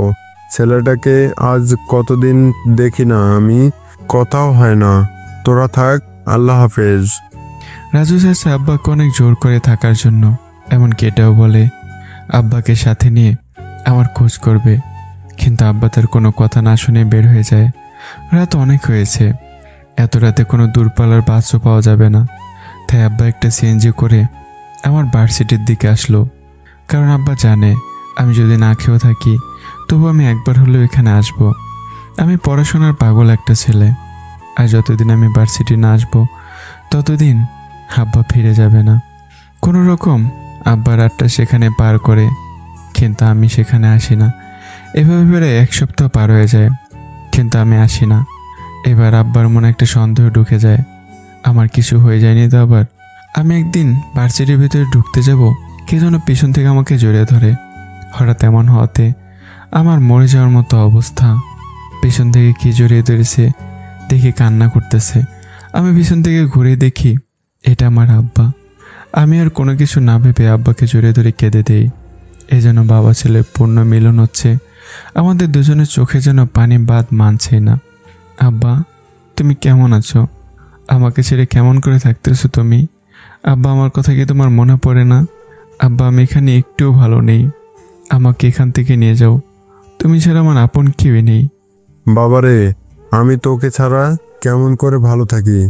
আমারও যে তোকে ছাড়া থাকতে কষ্ট হয়। তোর কথা সব সময় আমার মনে পড়ে রে বাবা। জানিস, আজ 1 সপ্তাহ থেকে আমি এখানে পড়ে আছি তোকে দেখবো বলে। আমাকে নিয়ে চলে এখান থেকে প্লিজ, আমি তোমার সাথে থাকতে চাই আব্বা। না রে বাবা, এখন তোকে আমার সাথে নিতে পারবো না। তুই আগে তোর কেরিয়ার গড়ে তোল, তারপর তোকে নিয়ে যাব। আর তুই চিন্তা করিস না, এখান থেকে প্রতি মাসে তোকে দেখতে আসবো আমি। আব্বা, তোমাকে ছাড়া আমার বড় একা একা লাগে। আমার এই শহরে একা থাকতে খুব কষ্ট হয়। তুমি দয়া করে আমাকে তোমার সাথে নিয়ে যাও। যাব নিয়ে, যখন তোকে পুরো শহরের মানুষ চিনবে, তুই অনেক বড় হবি। তোর জন্য দোয়া করি রে বাবা, তুই জীবনে অনেক বড় হবি। আর হ্যাঁ, যেমন আছিস ঠিক তেমনই থাকবি। মনে কোনো অহংকার খারাপ জেদ রাখবি না। তোর এই শহরে কেউ নাই, তুই কারোর সাথে লাগতে যাস না। তোকে বাঁচাতে কেউ আসবে না। আর পারলে তোর মতো যারা অসহায় তাদেরকে সাহায্য করবি। তোর নিজের কষ্ট যদি উপলব্ধি করতে পারিস, তাহলে অন্য মানুষের কষ্ট উপলব্ধি করতে পারবি। আর একটা কথা, ভোগের চেয়ে ত্যাগের প্রকৃত সুখ, এটা মাথায় রাখবি। আব্বা, তোমার সব কথা আমি মেনে চলবো, তবু আমাকে তোমার সাথে নিয়ে যাও। এতিম বলে কারো কাছে ভালোবাসার কোনো মূল্যায়ন পাই না আব্বা। আমি কি মানুষ না? আমি তো কোনো মানুষের কোনো ক্ষতি করি না আব্বা। তাহলে কেন এত অবহেলা, এত অত্যাচার আমার উপর?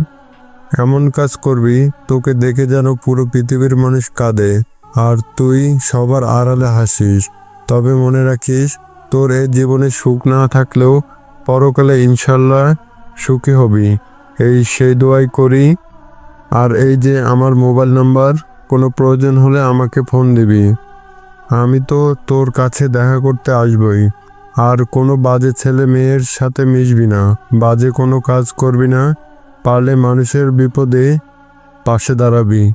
যদি তোর নিজের জীবনের উৎসর্গ করতে হয় তাও করবি। ঠিক আছে আব্বা, তোমার সব কথা মেনে চলবো, তবু দয়া করে আমার সাথে দেখা করতে এসো। আসবো বাবা, চিন্তা করিস না তুই। আব্বা, শাহিদের কি খবর? ও কেমন আছে? আমার কথা কি জিজ্ঞাসা করে? শাহিদ তো এখন দেশে নাই। শাহিদ এখন দেশের বাইরে পড়াশোনা করে। আর এখন দেখতে আল্লাহর রহমতে অনেক সুন্দর হয়েছে। আর তোর কথা কি না জিজ্ঞেস করে থাকতে পারে? তোরা দুজনে দুজনের কত আপন ছিলি, তা কি আমি জানি না মনে করেছিস? আজ তোর এত বড় ত্যাগের কারণে তোর শাহিদ অনেক ভালো আছে। আজ শাহিদের জায়গায় তুই থাকতি বাপ। শুনে খুব খুশি হলাম আব্বা। আরে ও তো আমার বন্ধু, ওর জন্য এতটুকু করবো না তো কার জন্য করবো আমি? সকালে কিছু খেয়েছিস? হ্যাঁ, হালকা কিছু খেয়েছি। চল আমার সাথে, আজ তোকে নিজ হাতে খাইয়ে দিব আমি। আব্বা ভার্সিটির পাশে একটা রেস্টুরেন্টে আমাকে নিয়ে গিয়ে খাবার নিয়ে এসে আমাকে নিজ হাতে খাইয়ে দিল। আমাকে খাইয়ে দিয়ে নিজেও হালকা কিছু খাবার খেয়ে নিল। তারপর আমাকে ভার্সিটির গেটের সামনে ছেড়ে দিয়ে আব্বা চলে যায়। এদিকে ঢাকা শহরের নামকরা ব্যবসায়ীর মেয়ে সুপ্রিয়া, তার পোশাক, কথা বলা, গাড়ি, সাথে ঘাট, চলাফেরা সব সবার থেকে আলাদা। বড়লোক বাবার একমাত্র মেয়ে বলে কথা। তার জীবনের দুঃখ কষ্ট কি কখনো সে জানেই না। অন্যেরা কেমন আছে তা দেখার সময়ও রাখে না। ভার্সিটি সবারই ক্রাশ, আবার ভার্সিটির টপ ছাত্রী, তার ধারে কাছেও কেউ নেই। সুপ্রিয়া যার তার সাথে বন্ধুত্ব করে না। আর সুপ্রিয়ার পিছনে যে কত বড় বড় ঘরের ছেলে পড়ে আছে যা বলার বাহিরে। সুপ্রিয়া যেহেতু বড় লোক ঘরের মেয়ে, আদরের দুলালি, সেখানে তো একটু হলেও ভাব থাকবেই। আর দেখতেও যেমন সুন্দর তেমন তার নিজের অহংকার। সুপ্রিয়া তার সে যারা ছোট ঘরের ছেলে মেয়ে তাদের সাথে তো কথাই বলে না। আর গরিবদের তো সুপ্রিয়া কোনো দামই দেয় না। শহরের আরেক নাম করা জর্জের ছেলে ইমন, যেমন তার বাবার নাম ডাক তেমনি তার অনেক টাকা পয়সা। গল্পের নায়িকা সুপ্রিয়ার চেয়ে কোনো অংশ কম না। কিন্তু আমাদের এই ইমন একটু সঙ্গপ্রিয় মানুষ। যেহেতু তার বাবার অনেক কিছু আছে, সেখানে সে একটু খারাপ টাইপের মানুষের সাথে মিশে। তাই বলে ইমন কিন্তু মোটেও খারাপ না। বাবার টাকা পয়সা আছে বলে একটু নেশা করে, তবে সে খারাপ না। ইমন একটু আবেগপ্রবণ মানুষ আর কি। সুপ্রিয়ার পর যদি ভার্সিটিতে কোনো ভালো ছাত্র থাকে তাহলে আমাদের এই ইমন। দেখতে পুরো হিরোর মতো। নিজে একটা বাইক চালিয়ে ভার্সিটি আসে, সেই বাইকের দাম 8 লক্ষ টাকা। বুঝতেই পারতেছেন ইমনকে অনেক বড় ঘরের মেয়ে পছন্দ করে, কিন্তু ইমন তাদের কাউকে পাত্তা দেয় না। ইমনও ঠিক সুপ্রিয়ার মতো, সুপ্রিয়ার চেয়ে কোনো অংশে কম না। এই ভার্সিটিতে পড়ে আরেকজন, তার নাম রাজ। কিন্তু রাজ এতটাই খারাপ যার কথা বলে বোঝাতে পারবো না। রাজ ঢাকা শহরের একজন পাওয়ারফুল এমপির ছেলে। এমন কোনো খারাপ কাজ নেই যে রাজ করে না। ইফটিজিং থেকে শুরু করে নেশা করা, মানুষ মারা, মেয়েদের নিয়ে রাত কাটানো, ছাত্র রাজনীতি করা। আর রাজের ক্রাশ এই ভার্সিটির টপ ছাত্রী সুপ্রিয়া। আমাদের এই ভিলেনও সুপ্রিয়া ইমনের মতোই অনেক বড় ঘরে ছেলে, কিন্তু রাজ খারাপ হওয়াতে তার কাছে কেউই যেতে চায় না। রাজের জীবনটা এমন যে সে মানুষকে সবসময় ছোট চোখে দেখে, আর মানুষকে দিয়ে সে মজা নিতে পারে খুব। কিন্তু এই রাজ পড়াশোনার ক্ষেত্রে একেবারে আনাড়ি। আর এই 3 জনের বাবাই এই ভার্সিটির ম্যানেজিং কমিটিতে আছে, আর তাদের ডোনেশনে এই ভার্সিটি চলে। তাই এই ভার্সিটির সবাই এই 3 জনকে অনেক সম্মান দিয়ে চলে। আর 3 জনের বাবা রাগের দিক থেকে কারো চেয়ে কেউ কম না। তো এখন কথা হচ্ছে, এখানে আমি কিভাবে টিকবো, কেমন করে টিকবো? যার কাছে না আছে টাকা, না আছে বাড়ি, না আছে গাড়ি, না আছে গায়ে কোনো দামি পোশাক, তাহলে আমার জীবনে কি হতে চলেছে একবার ভাবেন। তা জানতে হলে অবশ্যই আপনাদের পুরো গল্প শুনতে হবে। তো একদিন সুপ্রিয়া ভার্সিটি যাবে, তাই সে সকাল উঠে ফ্রেশ হয়ে পড়াশোনা করে। নিচে সে হালকা নাস্তা করে গিয়ে দেখে আজকে যে ড্রেস পরে ভার্সিটি যাবে তা কাজের মেয়েটা এখনও রেডি করে দেয়নি। তাই আবার উপর থেকে নিচে এসে ঘরের সব কিছু ভেঙে ফেলতে শুরু করে দিল। সুপ্রিয়ার এমন রাগ হওয়ার কারণ তার বাবা মা কিছুই বুঝলো না। তারা সুপ্রিয়ার রাগ সম্পর্কে জানে এই মেয়ে শুধু রাগ করে না, নিশ্চয়ই কোনো না কোনো খারাপ কিছু ঘটেছে তার সাথে। আমার লক্ষ্মী মাটা এত রাগ করেছে কেন? সুপ্রিয়া ওর বাবার কথা শুনে ড্রয়িং রুমে থাকা টিভিটা হাতে নিয়ে ভেঙে ফেলে দিল। সুপ্রিয়ার বাবা মা আরও বেশি ভয় পেয়ে গেল, না জানি কি হয় আজ। আমাকে বলো মা, কি হয়েছে? তোমার এত রাগ হয়েছে কেন? তুমি ওই কাজের মেয়েটাকে আজকেই বাসা থেকে বের করে দিবে। কেন মা, সে কি করেছে? আমি যে ড্রেসটা পরে ভার্সিটি যাব সেটা সে এখনো রেডি করে নাই। ওকে একটু আয়রন করতে দিয়েছি, কিন্তু এখনো করে নাই। তাই বলি এভাবে ঘরের জিনিস ভেঙে ফেলবি তুই? আর কতদিনে বড় হবি তুই সেটা বলতো? সুপ্রিয়া দৌড়ে এসে তার বাবাকে জড়িয়ে ধরে কাঁদতে থাকলো। সুপ্রিয়ার বাবা বুঝতে পারলো কেন তার মেয়ে কান্না করতেছে। আমার মেয়ে পুরো বাসা ভেঙে ফেলবে, তাতে কার গিয়ে শুনি? মামনি, তোমার আরো যেটা যেটা ভাঙতে মন চায় সব ভেঙে ফেলো তুমি। এত আশকারা দিয়ে মাথায় তুলো না মেয়েকে। মেয়ে এবার বড় হয়েছে, বিয়ে দেওয়ার ব্যবস্থা করো। তোমার এই অতিরিক্ত ভালোবাসার কারণে আজ এমন হয়েছে মেয়েটা। তোমার সমস্যাটা কোথায় সেটা বলো তো। আমি আমার মেয়েকে আদর করি বলে নাকি রুমে সব ভাঙছে বলে? আমার মেয়ে এখন অনেক ছোট, যখন বড় হবে বুঝবে, তখন সব ঠিক হয়েছে, বুঝলে? আমার যা কিছু আছে সব আমার মেয়ের। একটা করে জিনিস নষ্ট করবে, ভেঙে ফেলবে, আর একটা নতুন এনে দিব আমি। কাজের মেয়েটার সাথে আম্মুকেও বাসা থেকে বের করে দাও আব্বু। এবার কিন্তু মার খাবি তুই, অনেক খারাপ হয়ে যাচ্ছিস তুই। আমি ভাবছি তোমার জন্য নতুন মা নিয়ে আসবো। এখন মজা করার সময় না, যাও, তোমার ড্রেস রেডি হয়ে গেছে, ভার্সিটি যাও। আব্বু আমাকে নতুন মডেলের একটা গাড়ি নিয়ে দাও না। আর ইনি কি আমার নিজের মা নাকি সৎ মা আব্বু? এসব মজা ছাড়ো মা, বলি আমি তোমাকে গাড়ি কিনে দিব, এবার ভার্সিটি যাও। আমি অফিসে গেলাম সুপার মা, তোমার জন্য সত্যি নিয়ে আসবো। এই হলো আমাদের গল্পের নায়কের পরিবার এবং মজার ভালোবাসার সুখের সংসার। সুপ্রিয়া ভার্সিটির উদ্দেশ্যে বের হলো। ইমন, তুমি নাকি কাল রাতে অনেক দেরি করে বাসায় এসেছো? আসলে বাবা, আমার বন্ধুর জন্মদিন ছিল, তাই আর কি দেরি হয়েছে। শুনলাম তুমি নাকি এখন খারাপ ছেলেদের সাথেও বের হও এবং স্মোকিং করো, ড্রিঙ্কস করো। না মানে বাবা। বুঝতে পেরেছি, এসব বাদ দাও তুমি। এখন থেকে এসব বাদ না দিলে তোমার হাত খরচের টাকা দেওয়া বন্ধ করতে বাধ্য হব। আর এমন করব না বাবা। পড়াশোনা কেমন চলছে তোমার? অনেক ভালো বাবা। শুনলাম তুমি নাকি ক্লাসের মধ্যে দ্বিতীয়। তা তোমার পিছনে এত টাকা কি দ্বিতীয় হওয়ার জন্য ব্যয় করি? তুমি কি আমার ছেলেটাকে আসামি পেলে নাকি? আসামির মতো প্রশ্ন করতেছো তুমি।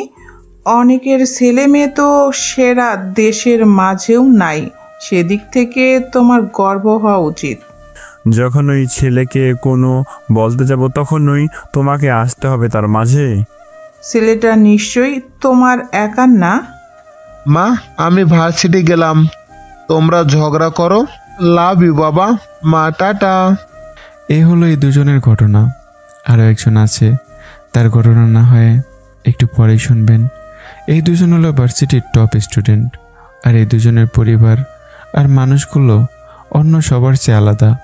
এই দুই পরিবারে ভালোবাসার সুখের কোনো অভাব নেই, এর অনেক সুখী, সবার থেকে আলাদা। রাজের বাসাতে সকালবেলা পুলিশ এসেছে। পুলিশ দেখে রাজের মা কিছুটা ভয় পেল। হঠাৎ তাদের বাসাতে পুলিশ কেন আবার? কোনো সমস্যা হলো নাকি? রাজের বাবা তখন সোফায় বসে টিভিতে নিউজ দেখতেছিল। পুলিশকে দেখে উঠে দাঁড়িয়ে ওনাদেরকে আসতে বলল। তা ওসি সাহেব, হঠাৎ বাসায় কোনো কি সমস্যা হয়েছে নাকি? আপনার ছেলে কোথায়? ও তো ঘুমাচ্ছে রে রুমে। আপনার ছেলেকে ডাকুন, ওকে থানায় নিয়ে যেতে হবে। থানায় মানে বুঝলাম না কিছু। আপনার ছেলে গতকাল রাতে একটা মেয়েকে জোর করে তার গাড়িতে তুলে দর্শন করে, তার বন্ধু সহ। এখন মেয়েটার অবস্থা খুব খারাপ, আর ইতিমধ্যে সাংবাদিক সব জেনে গেছে। রাজের মা, রাজকে ডেকে নিয়ে আসো তো। রাজের মা রাজের রুমে গিয়ে রাজকে নিচে ডেকে নিয়ে আসলো। রাজ পুলিশ দেখে কিছুটা ভয় পেয়ে গেল, কিন্তু তার বাবা সেখানে থাকায় তার ভয়টা কেটে গেল। ওসি সাহেব যা বলছে তা কি সত্যি? রাজ কি বলেছে বাবা? তুমি নাকি কাল রাতে একটা মেয়েকে ধর্ষণ করছো, তোমার কিছু বন্ধু সহ? না মানে বাবা, আসলে যা বলতেছি তার উত্তর দাও। উনি যা বলতেছে তা সত্যি নাকি মিথ্যা? রাজ মাথা নেড়ে হ্যাঁ সূচক উত্তর দেয়। তার মানে ওসি যা বলেছে তা সব সত্যি। তুমি নাকি মজুমদারের মেয়ে সুপ্রিয়াকে ভালোবাসো, তাহলে এসব কি? ওরা যদি জানতে পারে তাহলে কি তোমার সাথে মজুমদার তার মেয়ের বিয়ে দিবে? সরি ড্যাড, আর এমন হবে না। এখন থানায় চলুন মিস্টার রাজ। ড্যাড, ওনাকে কিছু টাকা দিয়ে এখান থেকে বিদায় করো। এবার কম টাকায় মানব না কিন্তু। জানি তো আপনি কেমন। ঘুষ খেতে খেতে পেটের কত বড় ভুঁড়ি করেছেন তা কি জানেন? সবই আপনাদের মতো মানুষের দয়া স্যার। তারপর রাজের বাবা ওসির হাতে 6 লক্ষ টাকা দিয়ে সব কিছু শেষ করে দিতে বলে। যদি আরও টাকা লাগে তবুও রাজের বাবা দিতে রাজি। রাজের বাবা চায় না তার ছেলের তো নোংরামি খারাপি কেউ জানুক। আর এই রাজকে দিয়ে যদি মজুমদারের মেয়েকে বিয়ে করানো যায় তাহলে তো কোনো কথাই নেই। রাজকন্যা সহ পুরো রাজ্য তাদের দখলে থাকবে। ওসির টাকার নোটগুলো নাকে শুকতে শুকতে চলে গেল। এভাবে আর কত খারাপ বানাবে রাজকে তুমি? আমার ছেলে যা খুশি তাই করবে। আমার ছেলের কোনো কাজে বাধা দিতে আসলে একেবারে বাসা থেকে বের করে দেব। এখনো সময় আছে, নিজে এবং তোমার ছেলেকে ভালো হতে বলো না, না হলে পস্তাতে হবে তোমাদেরকে। এই বলে দিলাম আমি। ও মম, তুমি সকাল সকাল কি সব জ্ঞান দেওয়া শুরু করে দিলে। যাও, আমার জন্য ব্রেকফাস্ট নিয়ে আসো। ভার্সিটি যেতে হবে আজ। আমার পাখিটা আসবে, তাকে সময় দিতে হবে আমার। বাবা, তুই ভালো হয়ে যা না, দেখবি অনেক ভালো মেয়ে তোর জীবনে আসবে। এসব বাজে নেশা, মানুষ মারা, দর্শন বাদ দে বাবা। ভালো করে পড়াশোনা কর বাবা, মানুষের মতো মানুষ হয়ে যা। আমি তাহলে গরু নাকি মম? এই আমার ছেলে যা বললো তাই করো, তুমি যাও। রাজের মায়ের কথার এ বাসাতে কোনো দামই নেই, নামে মাত্র এমপির বউ, কিন্তু তার কোনো গ্রহণযোগ্যতা নেই বাসাতে। রাজের জন্য সকালের খাবার দিল। রাজ ফ্রেশ হয়ে সে সকালে নাস্তা করে গাড়ি নিয়ে বের হলো ভার্সিটির উদ্দেশ্যে। এদিকে আমি আব্বাকে বিদায় জানিয়ে ভার্সিটির ভিতরে ঢুকলাম। ঢুকে দেখে অনেক মেয়ে এমন পোশাক পরেছে যে তাদের চোখ দিয়েও তাকানোই যাচ্ছে না। কিছু কিছু ছেলে মেয়ে এমনভাবে জড়াজড়ি করে বসে আছে যা বলার বাইরে। এমন ছোট পোশাক কোনো মেয়ে পরে নাকি? তাই আমি মাথা নিচু করে আরও সামনের দিকে এগিয়ে যেতে থাকলাম। এবার ভার্সিটির সবার চোখ গেল এক অদ্ভুত মানুষের ওপর, আর সেটা হলো আমার দিকে। ভার্সিটির সবাই হা হয়ে তাকিয়ে আছে আমাকে দেখে। তারা সবাই মনে হয় আমাকে জোকার বা পাগল মনে করতেছে। এমন ঢেলা শার্ট প্যান্ট কেউ পরে, মাথার চুল ছোটো ছোটো করে কাটা, আবার তেল দেওয়া, আবার পায়ে ফুটপাত থেকে কেনা স্যান্ডেল। সবার জানা মতে এত বড় ভার্সিটিতে এমন বেশি কেউ কখনো আসেনি। তাহলে আমি এমন পাগলের বেশে ব্যাগ কাঁধে নিয়ে কোথায় যাই? সবাই আমার দিকে তাকিয়ে হাসাহাসি করতেছে, আর আমি সে যে মাথা নিচু করে যাচ্ছি। কে কী বলতেছে তা শোনারও দরকার নেই। আমি ভার্সিটির সবাই যে আমাকে নিয়ে বলতেছে তার কথা আমি জানি না। হঠাৎ করে কে যেন আমাকে পাগল বলে ডাক দিল, কিন্তু আমি শোনার পরে মনে করলাম অন্য কাউকে ডাক দিল মনে হয়। ডাক্তার কেউ না, রাজ দিয়েছে। কিন্তু রাজের ডাক না শোনায় রাজেরও বেশি কয়েকবার ডাক দিল। আমি তবুও শুনলাম না। তার রাজ এবার তার সাথে দুইটা চেলাকে বলল আমাকে ধরে নিয়ে এখানে আসতে। রাজের কথা মতো ওরা দুজন আমার কাছে চলে এলো। আমি নিচের দিকে চলার কারণে হঠাৎ কিছুর সাথে ধাক্কা খেলাম। তাই দেখার জন্য মাথা তুলে তাকাতে দেখি দুইজন সেই বডি বিল্ডার মানুষ আমার সামনে দাঁড়িয়ে। আমাকে কিছু বলার আগেই দুজনে ধরে রাজের কাছে নিয়ে যায়। এই পাগলের বাচ্চা পাগল, তোকে যে সেই তখন থেকে ডাক দিতেছি, তুই কি একবারের জন্য শুনেছিস? পাগল কাকে বলছেন ভাই? আমার কথা শুনে রাজসহ তার বন্ধুগুলো হাসতে থাকলো। পাগল তো তুই শালা। আমি পাগল হতে যাব কেন? আমি তো ভার্সিটির ছাত্র, আর আমার নাম হলো শামীম। এই বেটা, তোর কাছে এত কিছু শুনতে চাইছি নাকি? আর তোকে তো কোনোদিন ভার্সিটিতে দেখি নাই, আর তুই এখানে চান্স পেলি কেমন করে?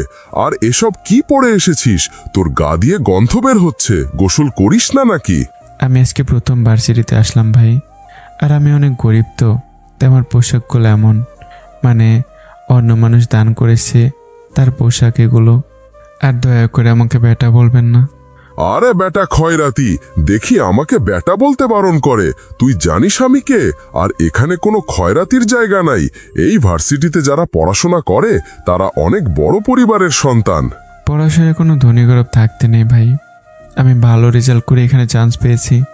আমার কথা শুনে আমাকে দেখে রাজের অনেক রাগ হচ্ছে, তবুও রাস্তার রাগ থামিয়ে রাখলো। কারণ ভার্সিটিতে আজ সুপ্রিয়া আছে, অন্তত তার কাছে খারাপ হওয়া যাবে না। তাই বুদ্ধি করে আমাকে একটা চিরকুট লিখে দিল। ধর, এই চিরকুটটা ওই যে মেয়েগুলোর মাঝে সবচেয়ে সুন্দর যে মেয়েটা, তাকে দিয়ে আবাসবি। ওই যে গোলাপি কালারের জিন্স টপস পরে আছে যে মেয়েটা, তাকে দিবি, বলবি আমি দিছি। কেন ভাই, আপনি নিজে দিয়ে আসুন। আর চিরকুটে কি লেখা আছে? রাজের অনেক রাগ হলেও নিজের রাগ কন্ট্রোল করলো। আরে ভাই, আমি মেয়েটাকে ভালোবাসি, কিন্তু বলতে পারতেছি না। তুমি তো আমাদের সাথেই পড়ো, তুমি তো আমার বন্ধু, তাই দয়া করে এই সাহায্যটা করো আমার। আচ্ছা, যেহেতু বন্ধু বলছেন, সেখানে তো বন্ধুর জন্য বন্ধু জীবন দিতে পারে। তাহলে যা ভাই। আর এটা এমন কি? আমি আর কোনো কিছু না বলে মেয়েটার দিকে এগিয়ে যেতে থাকলাম। আমি তো জানি না যে আমাকে র্যাগিং করতেছে রাজ, আর চিরকুটটা সুপ্রিয়াকে দিতে বলেছে। এবার আমি বুঝবো যে কত ধানে কত চাল। রাজ আমাকে মারতে পারেনি তো কি হয়েছে, তার থেকে আরও বেশি শাস্তি দিতে চলেছে। আমি চিঠিটা নিয়ে ওই মেয়েগুলোর কাছে গেলাম। মেয়েগুলো আমাকে তাদের কাছে আসা দেখে একটু সরে গেল, আর নাকে হাত দিয়ে চেপে ধরলো। আমি কাউকে কোনো কিছু না বলে চিরকুটটা সুপ্রিয়ার হাতে দিলাম। সুপ্রিয়া চিরকুটটা নিয়ে পড়ে দেখে প্রেমপত্র, সাথে ডেটিংয়ে যাওয়ার কথাও লেখা আছে। এই জিনিস লেখা দেখে সুপ্রিয়া অনেক রেগে গেল, আর সাথে সাথে আমাকে পায়ের হিল খুলেই মুখে ইচ্ছা মতো মারতে থাকলো। সুপ্রিয়ার সাথে যে মেয়েগুলো ছিল তারা তো চরম অবাক। এই পাগলের মতো ছেলেটা চিরকুটে সুপ্রিয়াকে কি দিল যার কারণে সুপ্রিয়া ছেলেটাকে হিল খুলে মারতেছে। সবার চোখ তখন সুপ্রিয়ার আমার উপর। সেই সময় সেখানে সুপ্রিয়ার গার্ড দুটো আসে, আর তারপর আসে ইমন। ম্যাডাম, কি হয়েছে? এই পাগলের বাচ্চা আমাকে প্রেমপত্র দেয় আর আমাকে ডেটে যাওয়ার কথা বলে। গার্ডগুলো আর আমার মুখ থেকে কোনো কিছু শুনতে চাইল না। তারাও আমাকে কয়েক ঘা বসিয়ে দিল। সুপ্রিয়া, তুই আমাকে বলবি না আগে? তুই ছিলি ওই যে মেয়েদের ভিড়ে, তোকে কেমন করে বলবো? এই পাগলটাকে উচিত শিক্ষা দে তুই এখন। ইমন এবার আমাকে মাটি থেকে তুলে দাঁড় করালো। দাঁড় করে আমার দুগালে ঠাস ঠাস করে থাপ্পড় মারতে থাকে। আমাকে দয়া করে আর গালে মারবেন না, আমার গাল দুটো খুব ব্যথা করতেছে। মারার হলো আমার পিঠে মারেন ভাই। আমার কথা শুনে ইমনের একটু মায়া হলো, তাই সে আর আমাকে মারল না। আচ্ছা, তুই কে রে? আর তোর সাহস কি করে হলো সুপ্রিয়াকে প্রেমপত্র দেওয়ার? ভাই আমি দিইনি, ওই যে পিছনে ঘুরে দিকে রাজার ওর বন্ধুগুলো সেখানে নেই। কি রে বল? ভাই আমি এখানে আসতেছিলাম, তখন তিনজন ছেলে আমাকে পত্রটা দিয়ে বলে এনাকে যেন দিই। তিনি নাকি এনাকে ভালোবাসে, নিজে বলতে সাহস পাচ্ছে না, তাই আমাকে দিয়েছে দেওয়ার জন্য। কে দিছে? নাম বল ছোট লোকের বাচ্চা। তার নাম জানি না, আমি আজকে প্রথম আসলাম তো, আর উনি এদিকেই ছিল, এখন কোথায় গেল জানি না। আমাকে দেখে কি তোর বোকা মনে হয়? নিজে দিয়ে এখন অন্যের কথা বলিস তুই? তোকে তো আজকে মেরে ফেলবো আমি। যে আমাকে মারতে যাবে তখন ইমন সুপ্রিয়াকে আটকে দেয়। অনেক মেরেছিস, আর মারিস না। দেখিস না গাল দুটো কেমন কেটে গিয়ে রক্ত বের হচ্ছে।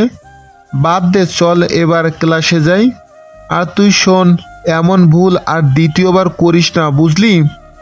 দেখ না শরীর থেকে কেমন বাজে গন্ধ বের হচ্ছে। আর পোশাক দেখেছিস? মনে হয় কোনো ডাস্টবিন থেকে উঠে এসেছে। আমার তো একে দেখে বমি বের হয়। আহ, বাদ দে না, এবার চল তো তুই। ইমন জোর করে সুপ্রিয়ার হাত টেনে নিয়ে চলে গেল, আর আমি বা হাত দিয়ে গাল দুটো একটু নেড়ে দেখি গাল বেয়ে রক্ত পড়তেছে।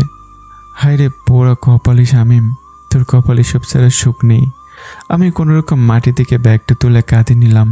সেই সময় রাত চলে আসলো আমার কাছে। কি বন্ধু, তোমার মুখ থেকে এমন রক্ত ঝরে কেন? কেউ কি মেরেছে? আমি মাথা নিচু করে আছি, কাকে কি বলবো? কেউ তো আমার কথা বিশ্বাস করবে না। কাউকে যে প্রতিবাদ করব এমন সাহস আমার বুকে নেই। এখন থেকে আমাকে বস বলে ডাকবি, আর যা করতে বলবো তাই করবি। আমার কথা যদি না শুনিস তো তোকে কলেজ থেকে বের করে দিব বেটা। আর শোন, আমার বাবা এখানকার এমপি আর এই ভার্সিটির ম্যানেজিং কমিটিতে আছে, বুঝতে পেরেছিস তো তুই? আমাকে ধাক্কা দিয়ে নিচে ফেলে দিয়ে চলে গেল রাজ আর তার বন্ধুগুলো। আমি উঠে দাঁড়িয়ে সামনে থাকা ট্যাবের কাছে গিয়ে ট্যাব ছেড়ে দিয়ে মুখে পানি ছিটা দিতে থাকলাম। যতবার মুখে পানি দিই ততবার আমার মুখটা জ্বালা করতে থাকে। কোনো রকম পানি ছিটা মেরে মুখটা পরিষ্কার করলাম। মাঠে গিয়ে দুর্বাঘাস নিয়ে দাঁত দিয়ে পিষে নিজের মুখে নিজে লাগিয়ে দিলাম। যখন রক্ত পড়া বন্ধ হলো তখন আমি আমার ক্লাসের দিকে চলে গেলাম। আমি ক্লাসের সামনে গিয়ে দেখি স্যার আগে থেকে ক্লাসে আছে, তাই আমি স্যারের পারমিশন নিয়ে ঢুকলাম। আমাকে ক্লাসে ঢোকা দেখে ইমন সুপ্রিয়া চরম অবাক হয়ে গেল। আর আজ তো জানেই। সিটে বসার আগে তোমার পরিচয় দাও, আর তোমার মুখে সব কিসের দাগ আর রক্তও দেখা যাচ্ছে। আমি মাথা নিচু করে বলতে থাকলাম, স্যার আমার কোনো পরিচয় নেই। মানে ফাইজলামো করো আমার সাথে?